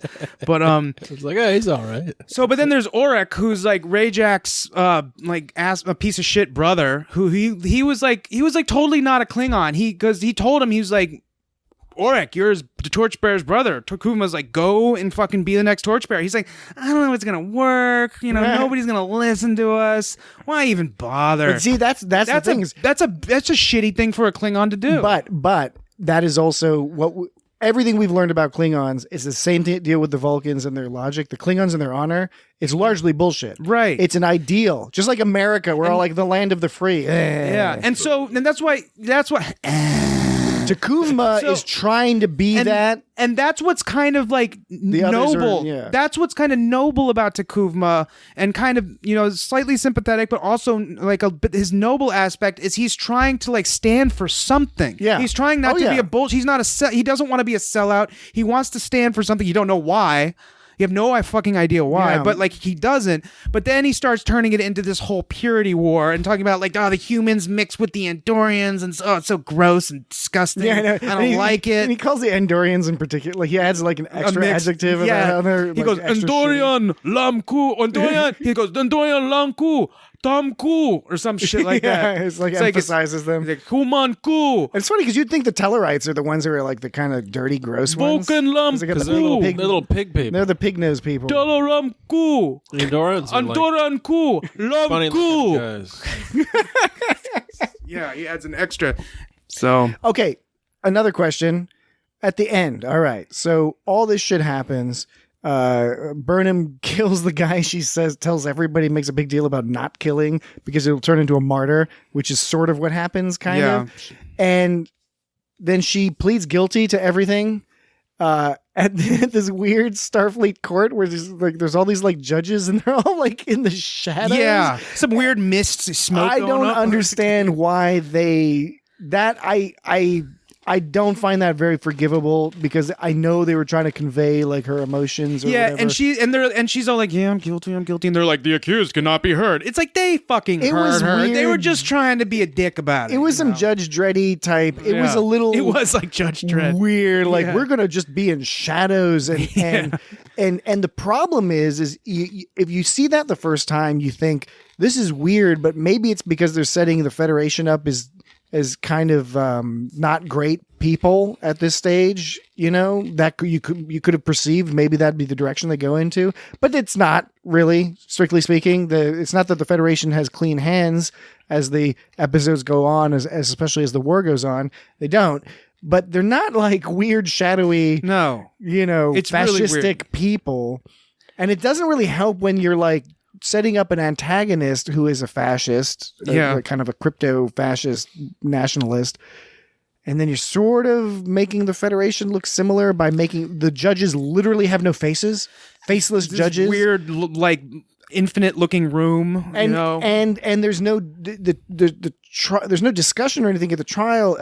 She just pleads guilty, Yeah. and then they give her a life sentence. Yeah. It's like if she pled guilty, wouldn't they give her less than a life sentence? Yeah. Because it's like it's a plea bargain. Yeah. And Or does it go back to that whole thing where Cisco's like, there's an old Ferengi tradition called plea bargaining. yeah, right. Yeah. And the Federation Do that was like, anymore. no, you're just fucking going. We don't have the death penalty, but you're fucking gone. Yeah. You can go with you, Tom Paris. You all just go fucking to New Zealand and do New weird, Zealand. fix weird metal You're things. stuck that- in New Zealand for the rest of your life. do abstract fixing of things. Yeah, it did seem a lot more sinister than even any kind of Star Trek scene with a Klingon. I'm thinking of there was that one episode where there was a Klingon. I can't remember what series it was in. There was a Klingon judge, and they knew from the start that no matter what, they were going to end up. Star Trek fucking 6 is like that, where Yeah. they do the Maybe trial, it was Star Trek but you 6 can I'm see the thinking of. judge. You can see the judge just fine. There was a show maybe where it was they had a lawyer too, and the whole time the lawyer was just like, "Yeah, you're not. My whole job is bullshit. You're not gonna win this case."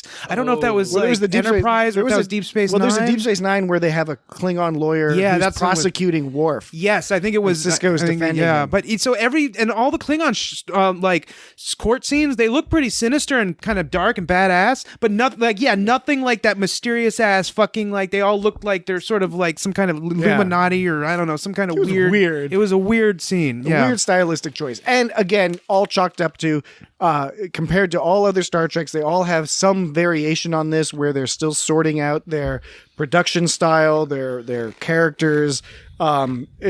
They actually did a pretty, even though there's a lot of missing backstory on some of these characters, a lot of the characters where there's missing backstory are dead by the end of the episode, so it doesn't necessarily matter. Maybe that was a decision they made. And the actors portray their characters pretty well.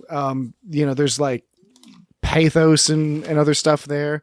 I know some people don't like Burnham, but again, Burnham's sort of set up that you're in theory not supposed to like her. Yeah, she's supposed first. she's supposed to be like socially like grating, unpleasant, because she has all like the annoying parts of a Vulcan without any sort of the sort of understanding without the good stuff. of the context of it or something. Classic Vulcan context. So when that scene where they were going to blow up the part of the Klingon ship by like putting it in a bumblebee, but then that was interesting because originally the plan was they were gonna like put these photon torpedoes inside this little worker ship. The warheads inside the ship, and then Giorgio was gonna go on a suicide mission to pilot it in. What I thought was interesting is that while they were about to do that. They're going about to do it, but then they come up with different plans. Well, then there was a fortuitous situation that occurred where Takuma was like, let's gather the bodies. Yeah. And so they're like, oh, we don't have to do that now. What I thought was interesting about that is they still had a plan to go in and get that. Even if that didn't happen, they still had a plan to go in and do that. Now, it could have just been, oh, we have no plan. What are we going to do? Oh, by pure luck, he's bringing the bodies in. That's our opportunity to win. In this case, they made the decision to already have a plan. Yeah. But then they introduce a second plan to be like, well, if that never happened, you can then say, well, at least they had a plan where she was going to fucking go on a suicide mission. I like that too, actually. I like that it didn't feel so happenstance. It wasn't contrived because the original plan was Giorgio suicide mission, which she died anyway, and then other people go beam over and then grab Takuma. Right. Whereas again, I agree, and I also like that it was a real Star Trek solution in that it was elegant. Yeah. In that it was like, we are going to like jujitsu use our enemies' motions I thought against that was cool. them. Yeah. Which was neat. I also think what was funny is one criticism at the time was that Takuma is not only collecting all the bodies, and he has all the coffins, and he's making a big deal about having all these fucking coffins on his ship. Tovacor. And it's this big deal. And then a number of people criticize that, saying that later in TNG, Klingons don't give a fuck about the body. They say it is an empty husk. You know, this happens early in TNG when a Klingon dies and they just do the screaming thing. They open his eyes and look in his eyes and they scream, and then they, you know, scream to the heavens, and then they just are like, they're like, what do you want to do with the body? And they're like, well, we don't give a fuck. It's an empty husk. His soul is gone. It's in Sto-vo-kor. There's no contradiction there in my eyes. First of all, one easy argument is we already know T'Kuvma is his own sort of deal. He's a religious zealot, effectively. Is that why he's hanging out by that tomb? Well, and the thing is that ship is his dad's ship, and they said some of those things were like hundreds of years old. Some of those bodies, right? Or thousands. So that's clearly that. It's very easy to explain that as an offshoot, like his whole family, and maybe the whole reason they're fucking ostracized is because his family's so fucking weird with the coffins and shit. Because that's the implication. The implication you get is that they were a house, maybe not a great house, but they were an important house, and for whatever reason were, you know, kind of eschewed.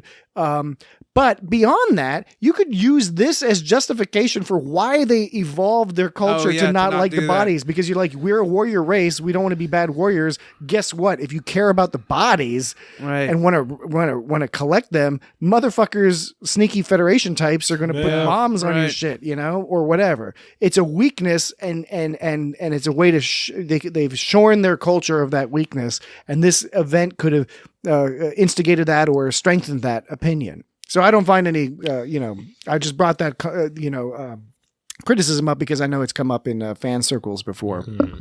How did they transport that bomb onto that Klingon? How did it stick to the Klingon? Did they put it inside? Did they transport it inside the Klingon? No, how did it just stick to the Klingon? Velcro. It's Velcro. Inertia and Bubblegum. Velcro. Velcro's been around a long time. And Vulcan bubblegum. But Velcro's like really sticky. Vulcan bubblegum. Vulcan bubblegum will like fucking like seal your jaw shut if you're not Velcro careful. was. They really have to crack down on the kids at the Vulcan Academy. Chew long and prosper. Wasn't Velcro invented in Voyager, or was it Deep Space Nine? Someone invented Velcro. What was the one where Velcro was invented in like World War II. No, when they traveled back in time, didn't they travel Voyager back in time? had Voyager did travel back in time, but not to that. No, time. it was T'Pol. T'Pol invented Velcro. Oh, an Enterprise. Yeah, it was Enterprise. I vaguely remember there being something about that. Yeah, like they were trying to get money to do some shit back then, and she gave some guy she's like, this failed inventor that you saw for like 5 minutes. It's the old Star Trek 4 joke. Yeah, transparent aluminum. Right. Transparent aluminum? Yeah. Aye, laddie. So. Yeah. He's like, computer. Hello, computer. Hello, he picks up computer. the mouse and he tries to. What an idiot. It's like, you should try using this. And he like picks it. Hello, computer. Computer. Vulcan lampu. Talaran lamku. Kilish. Andor lampu. Tamku. Humanku. I like that part a lot. It is annoying that they changed the cadence of the Klingon language, because come on, it was pretty cool what they had before in the TNG and Deep Space Nine in particular. So, but anyway, it's not a big deal in the end, and they do pull back a little bit over time. And I will say the Klingon characters that we do stick around with, and that just to give you a heads up, Jesse, the female Klingon L'Rell. She's an important character coming up. Like she has some interesting things going on in the show, and the actress I think is great. And there's some wild shit with her actually that comes up later, but yeah, it's pretty cool. And it's and having seen the series and looking back and watching this again a couple times, it was interesting because they really downplayed her. They did a good job of having her like be in frame a lot and be like near them. Yeah. But you realize they really were sneaky by having her in there, and you don't realize how important she becomes until later, because they're focusing so much on fucking T'Kuvma and Vok and fucking Cole being a dickhead Cole. Yeah, Cole. Why was he such a Because he's a dickhead. Yeah, that's the thing in the episode. Cole's like, we don't want to join your shit. Who the fuck are you? You're an asshole. And everyone's like, well, I want to join up with these guys. And the other person's like, yeah, I want to join up too. And Cole's like, oh, well, fuck you guys. Yeah, basically. And there's like that's screw another you guys. thing. I'm going home. Yeah, and I don't remember if we find out later or anything, but he doesn't see. There's no motivation given for why he doesn't like. Basically, he's just kind of a dick. Well, and he wants Cole's a dick. He's one of those guys where he's perfectly happy with the way things are. And by the way, if somebody is going to lead it, he wants it to be him. Yeah, that's what it is. He doesn't want this fucking Takuvma. As far as he's concerned, he's like a shitty loser. And Cole seems stuck in that idea of having sort of tradition, blood related, like not true, like.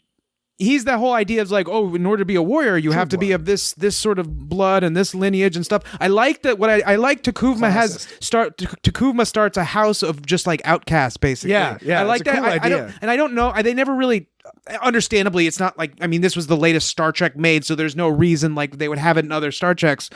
But I would hope that in some sort of canon, in some sort of lore, you would have this house still existing in later Star Treks. It's like, oh, well, you got all these lineages and all these. Oh, and then you got this weird fucking house that's like takes all these outcasts in, and they're badasses, and they do cool shit. What's interesting is that one thing that Enterprise did that was really cool in the development of the Klingons is the Klingons were still a warrior race.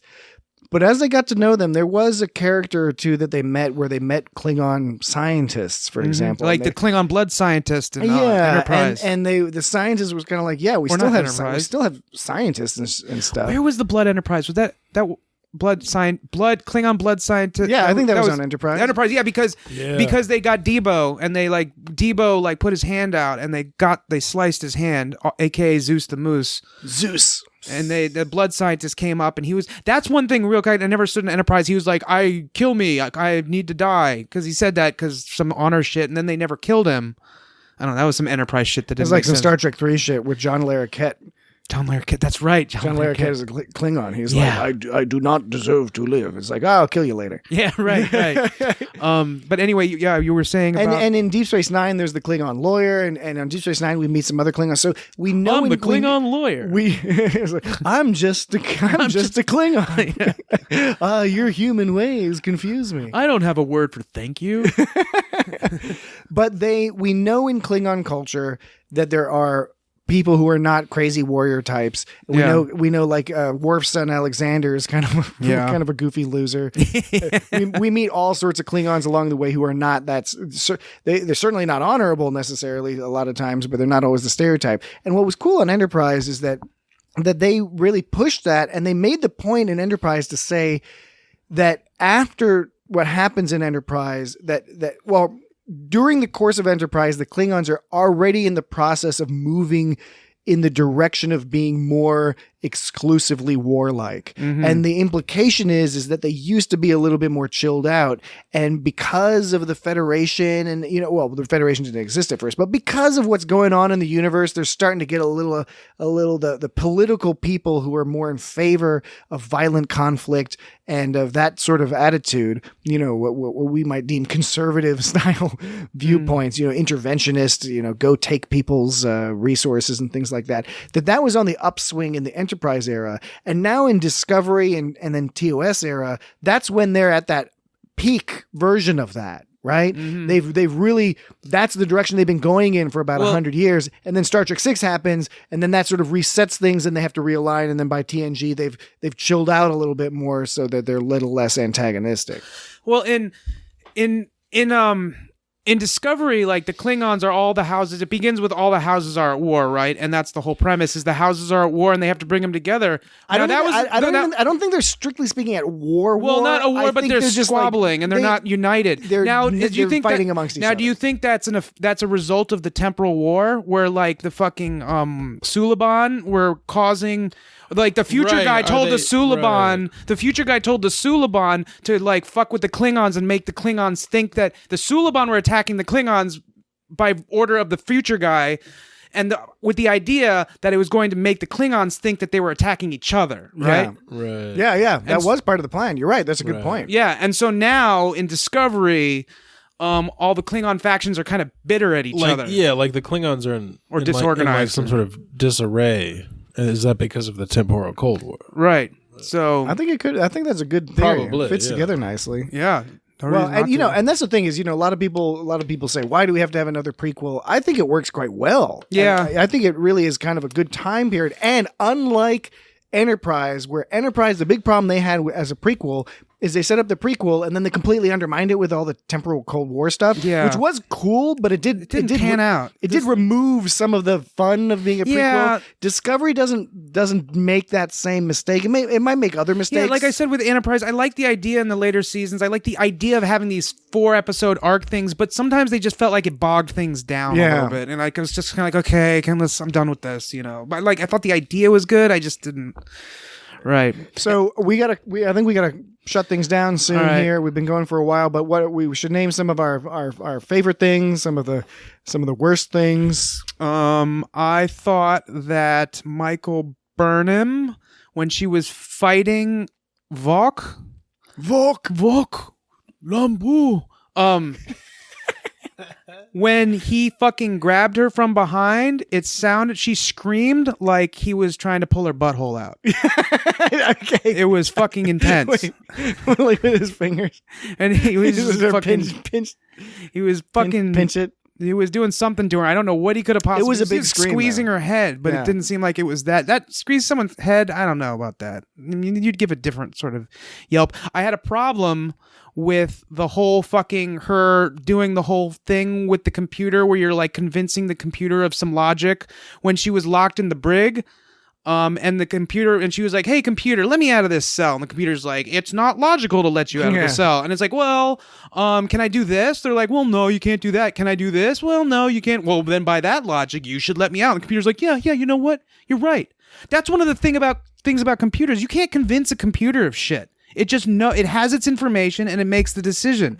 AI, sure, AI. Let's just blame AI. And Star Trek, for a reason, Star Trek has never liked AI, largely because much of AI wasn't a thing in the 60s. The early AI was concepts of AI, but then in Discovery and in other instances, there's all sorts of examples of, at least in the I'm not saying I agree with this, but in the Star Trek context, they generally find AI to be shady and scary, and the only one that anyone really accepts and trusts is Data. Right? Because the computers don't have real AI, not proper. They're not conscious. But now, do you think? But the thing is with Data, would you be able to convince Data of some logical scenario if like Data was like, "I can't let you out of this cell"? Do you think some person could come along and be like, "Data, well, I think you should let me out of this cell because A, B, and C"? He's like, "Well, you know what? I didn't think of it that way." No, that's not what happens with computers. I think Data could be convinced. I agree with you. I agree with you that the computer. And here's my argument: if it's a real AI, if it's an actual AI, as in an intelligent, especially if you're going to ascribe consciousness to it. I'm definitely not ascribing consciousness. No, but I'm talking about to Data, right? Or something like Data. Then you can. Then in theory, you should be able to convince that. If you can convince a human, then you should be able to convince a human analog mind. But I agree that a ship's computer that is designed simply to keep a fucking you can talk your way out of jail. I don't know. That I find that it was cute. But it was sort of ridiculous. I think Data, if you were going to convince Data of some shit like that, it would take like an entire episode to do so. I disagree only because I think we've seen Data convinced to change his mind millions of times. I really do think that happens a lot with Data, where he absorbs information and then changes his mind. But it's not about something so cheeky and cute as like, let me out of the cell. Yeah. Data's always sort of like seeking to adapt and change himself. So there is a willingness. He always wants to be more human. And he's conscious. By all accounts, he's conscious. There is a willingness with Data. The computer's job is just to like turn that force field on and off. I guess I get sick of the trope of like, telling a computer, it's like, well, computer, I'm not lie. I never lie. It's like, you never lie? That's not possible. But because if you did and you did, does not compute, that whole thing. And that's basically how I felt that was like one of the, not the same. It was like a cousin of that. And it was unnecessary characterization because if you're looking at it from a literary perspective, the purpose was to convey that Burnham is quick in a situation and can use her mind and use her logic and her education to come up with a solution. And she does that elsewhere in a very clever way. But it was unnecessary here because A, we saw her do it in some other spots, and B, it would have been just as well to be like, have her like pull out some wires or something, and then the same thing happens. It still looks cool to see her flying through the thing. And that's the thing. It looks cool to see her flying through the thing, which I liked. And I liked the fact that even though it was unlikely, I liked that her cell was the only thing untouched by the explosion. I like seeing that guy get sucked away. Yeah, that was cool. Yeah, they all wear sneakers. I was gonna say that I like that scene where she's talking to that guy, right? And then like it's mid battle and the He's ship like, gets hit. And where the guy all just the gets doctors sucked at? out of his space. Yeah, that was a cool scene. That was a cool scene. And I like how she's all sitting there, right, surrounded by space and shit, and like made me wonder: is the force field made out of the same shit that the Brig cell shield is made from? Is that It's transparent Probably. aluminum, I think. it's probably transparent so they can touch it? Okay. I was wondering and then the computer gave a line. Said exposure to the vacuum of space for over 15 seconds would result in respiratory distress, shock, and suffocation. She goes through I'm not- fucking vacuum. I'm going to start over again. She does go through a vacuum, but That was kind of. But is it over for 15 seconds? You can be in a vacuum for a couple minutes. But I don't think she was. So the line that I was. You won't be pretty. She was determined, man. She had that look on her face, and she was flying through space. I like a Look on her determined face lady. and it's flying through space. I like a determined lady. Well, so the line is that result in respiratory distress, shock, and suffocation before you're able to reach blast door. Before you're able to reach blast door. That's an awkward way of wording that. It's just fucking The blast door? computer talk. Before you're able to reach blast door. Yeah, That reminded me of Computing. that scene in Private Parts, Howard Stern, when he said, women like men with big penis. Right. It's like, what? With big penis? It's a because weird line. The computer in Star Trek doesn't typically talk like that. And it used a contraction. I don't know if that's just a data thing about using contractions, but so I just thought it was an awkwardly worded line. It didn't say the blast door, it just said blast door. One of my last things here. Oh, there's the 10 ships that warp in. There's like the Clark, the Schmock, the Taklahana, the Shran, the Karala, the Soon, the Ride, the Earhart, the Gainer. Or Gaineth, the Europa. triple gainer. There's the Edison and there's the Jaeger. Chuck Yeager. They destroyed them all early. Yeah, well, the Europa was different, but yeah, the Schmock. I don't know. Was that the Schmang or what would you say that was? Patrick? Schmang? The Schmooly. The Schmangela. The Schfooly. Schmeichel. Schmangela. Schmonica. How about you, Jesse? Did you have any favorites or? I was going to say that scene about when that guy gets sucked out in space. That was my. Yeah, it was That pretty was my cool. thing. Kuvma, the unforgettable and the never known. Yeah, I liked a lot of Klingon stuff. I like that guy getting sucked out into space. Soru is really cool. Soru's amazing. The actor is great. The character is really he's new and interesting, and the way he carries himself, I think, was very interesting. He had prosthetic squishy fingers. Where when there's a scene in particular, he's pressing the button on the thermal detonator before they send it off to the Klingon ship, and he presses it with the tip of his finger, and the tip of his finger squishes back because you can tell he's wearing a prosthetic. He also has hooves. He wears, if you look at his shoes, he's wearing these crazy ass shoes that make it look like he's got hooves, and they're non-standard Starfleet issue boots. I didn't notice that. Take a look at his boots at his legs later. Speaking of shoes, Jesse, did you notice that the Starfleet uniform they wear like sneakers or some shit? Oh, no, I didn't It notice. looks like they wear sneakers. Sometimes, other times they're wearing like some boots. I think in this episode maybe not, but like later on we're gonna see some more. They make some refinements to the uniform. There's some cool uniform stuff coming down the line, which is pretty cool. What were you about to say, Jesse? I don't remember. I think that It doesn't matter. I was thinking of a counter example about how they could have done this. And again, I think you start with episode 3, and the nearest analog I can think it's pretty close though, is The Expanse. When you start The Expanse, and no spoilers, The Expanse is one of the best shows, not just sci-fi shows. It's just a really great show. And it starts with, and there's a character, and there's this girl, and you have no idea what the fuck is going on. All you know is that like this girl has gotten into some shit, and then like it just starts right in the middle of the action, and you don't find out the full deal with these people until later on, like until like the end of the season even. Like you don't really you get bits and pieces, and it's set up as sort of a detective story. In fact, in that show, there's one of the main characters is an actual detective. Right. And And that is really an exciting way to do it because you get into the story, you get into the cool part of the story, but you get filled in on the stuff you need to get filled in on. And so I think as much as I enjoyed these 2 episodes, I think in an alternative reality you could have jumped right into episode 3 and then layered this stuff in later, and it would have been gotten the same information across, but perhaps in a bit more effective in a nuanced way. So, but too late for that. Maybe we can re-edit it sometime, down the line. Yeah, I like the space battle scenes. Kind of had a vibe of like they were good, but it kind of felt a little. It didn't feel like Battlestar Galactica. I thought had a really good space battle. Weight. Because there was weight to them. This was cool, looked cool, but it was just kind of like, okay, so what? It kind of reminded me of Star Wars, the Battlefront movie, whatever, the one where Rogue One, yeah, that one. It was kind of like that, where it's like, okay, that's a bunch of cool shit I'm looking at, but it doesn't have any real weight. Yeah, to it. and then some of it, like it was really cool to see the admiral. He was like all on hologram, and then his ship gets rammed. Yeah. No, there were a couple that was cool. Yeah, but the dog fighting, I thought was the caveat of again. This is like this, circle right around to the beginning. This is like the Starfleet symbol in the sand. The admiral's ship getting slowly crushed in half by the Klingon ship, and then blowing itself up to blow up the Klingon ship. Yeah, cool as hell. Great concept, neat. It makes actual sense if you have an invisible ship.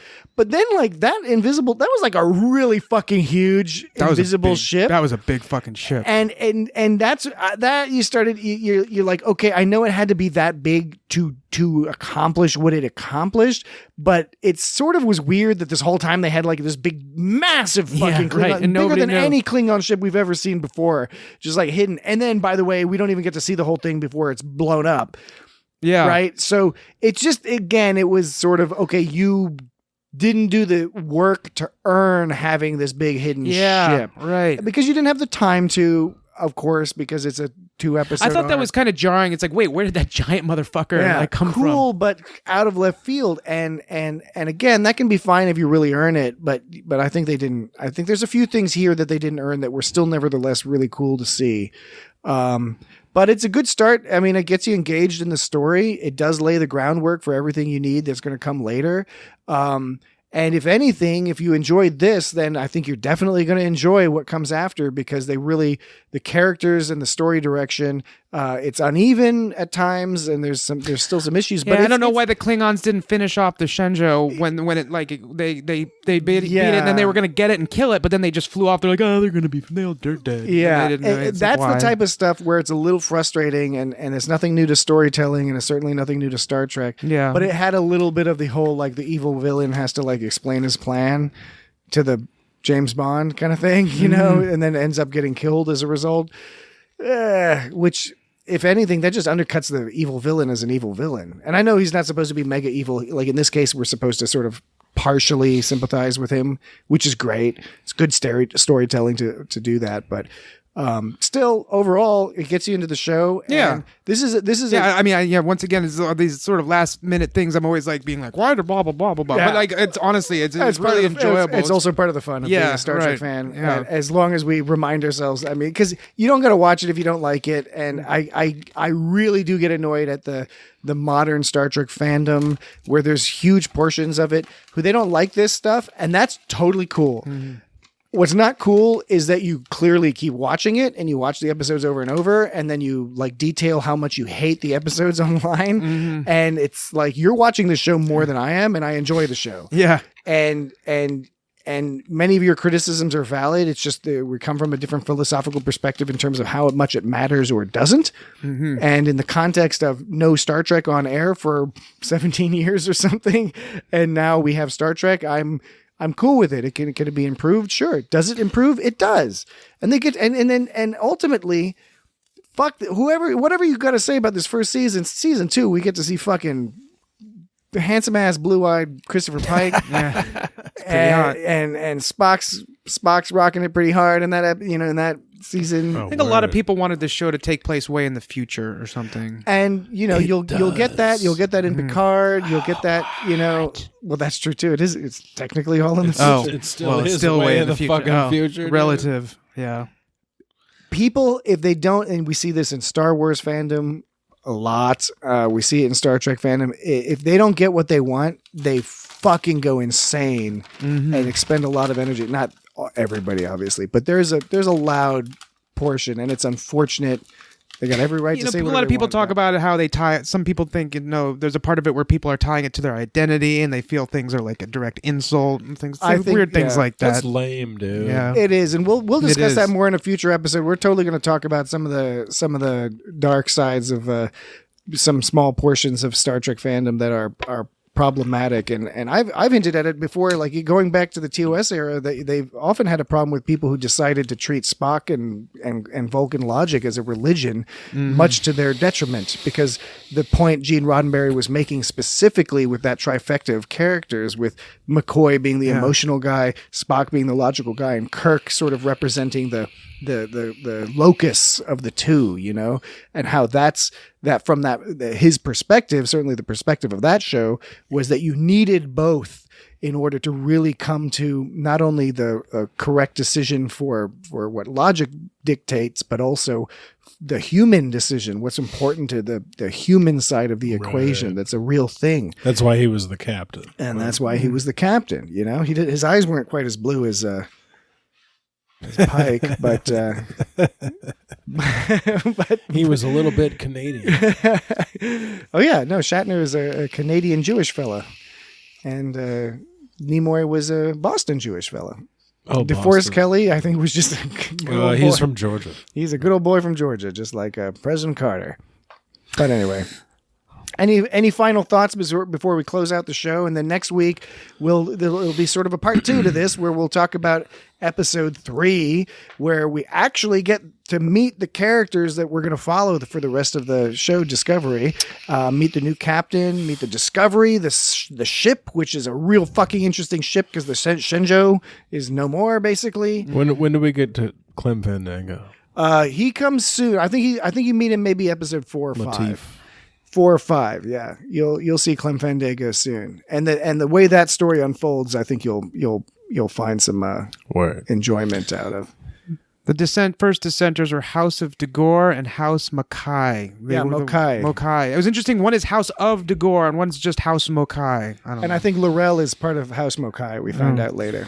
The last battle that Klingons had with the Federation was at Denatu 5.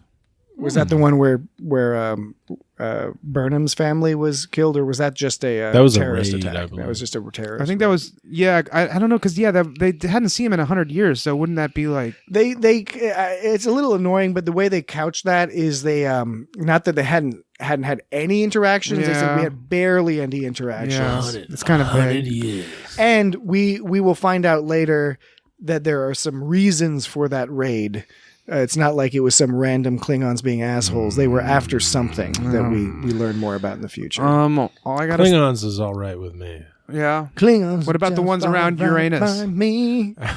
I don't have any Klingons around my anus. I got a lot of Andorians up my Neptune. Andoran tu, Lampu. I got a Pluto up my butt. Humantu. Okay. Vulcan.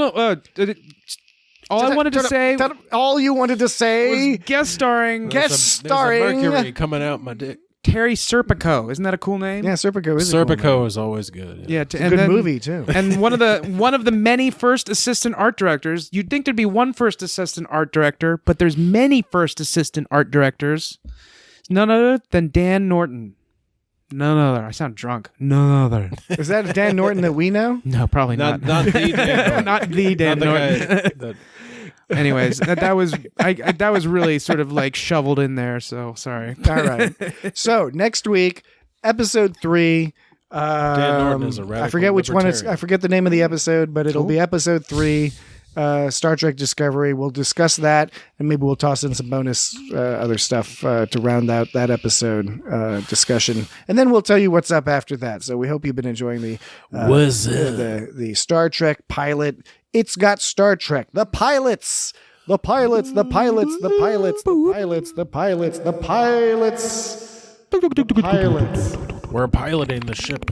Yeah. Anyway, we'll talk to you next week. West- If you want to send in an email, listen to the recording that I'll tack on at the end. Yeah, you And piece if of you shit. When I actually fucking edit these things together. Fuck you. into some sort of Don't reasonable listen thing. to us. You should send us all sorts of emails and tweets. Be really mean. and Be really Instagrams. mean. Super fucking You can send mean. us snail mail. I jack off to every mean email you send. You can Talk Whether about I how read it or stupid not, we I sound. jack off. call to us up on the phone.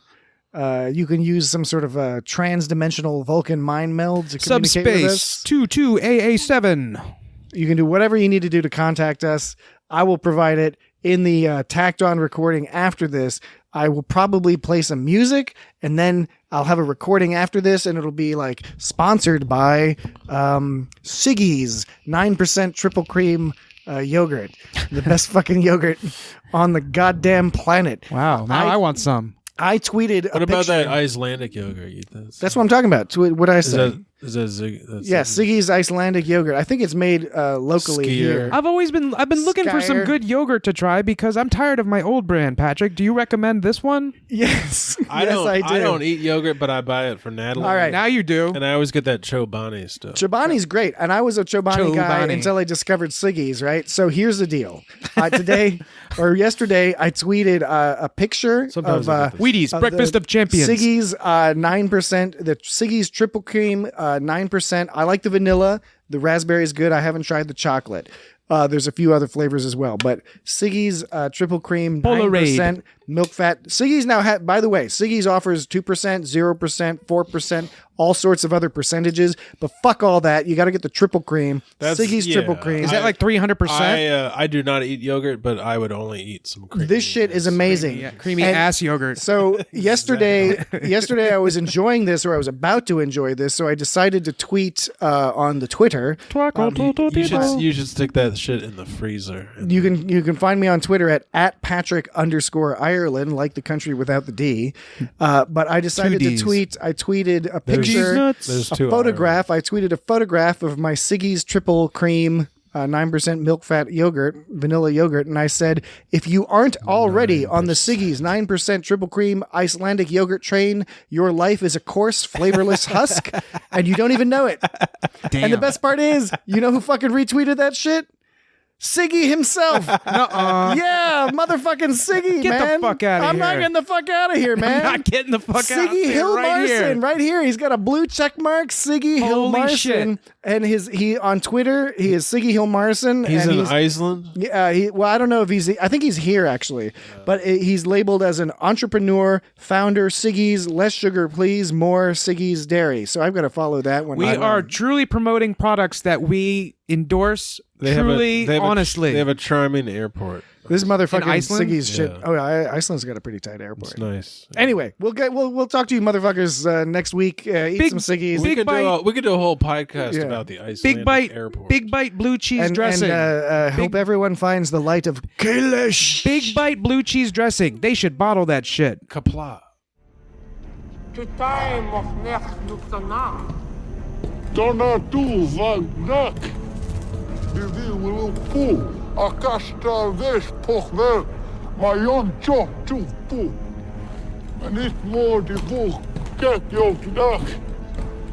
Lulu, Lune. Dat doet goed aan pu. Vulcan aan pu. Talar aan pu. En Dorian aan pu. Lang ku. Ja. Krilla, Kreuoch, Nach Duchaje, Chinubuk, Waduja. De vui a pu, Kasbed, Hoch Vijaspok, Hob Tibet, Cho. Pau Pu, San Maj.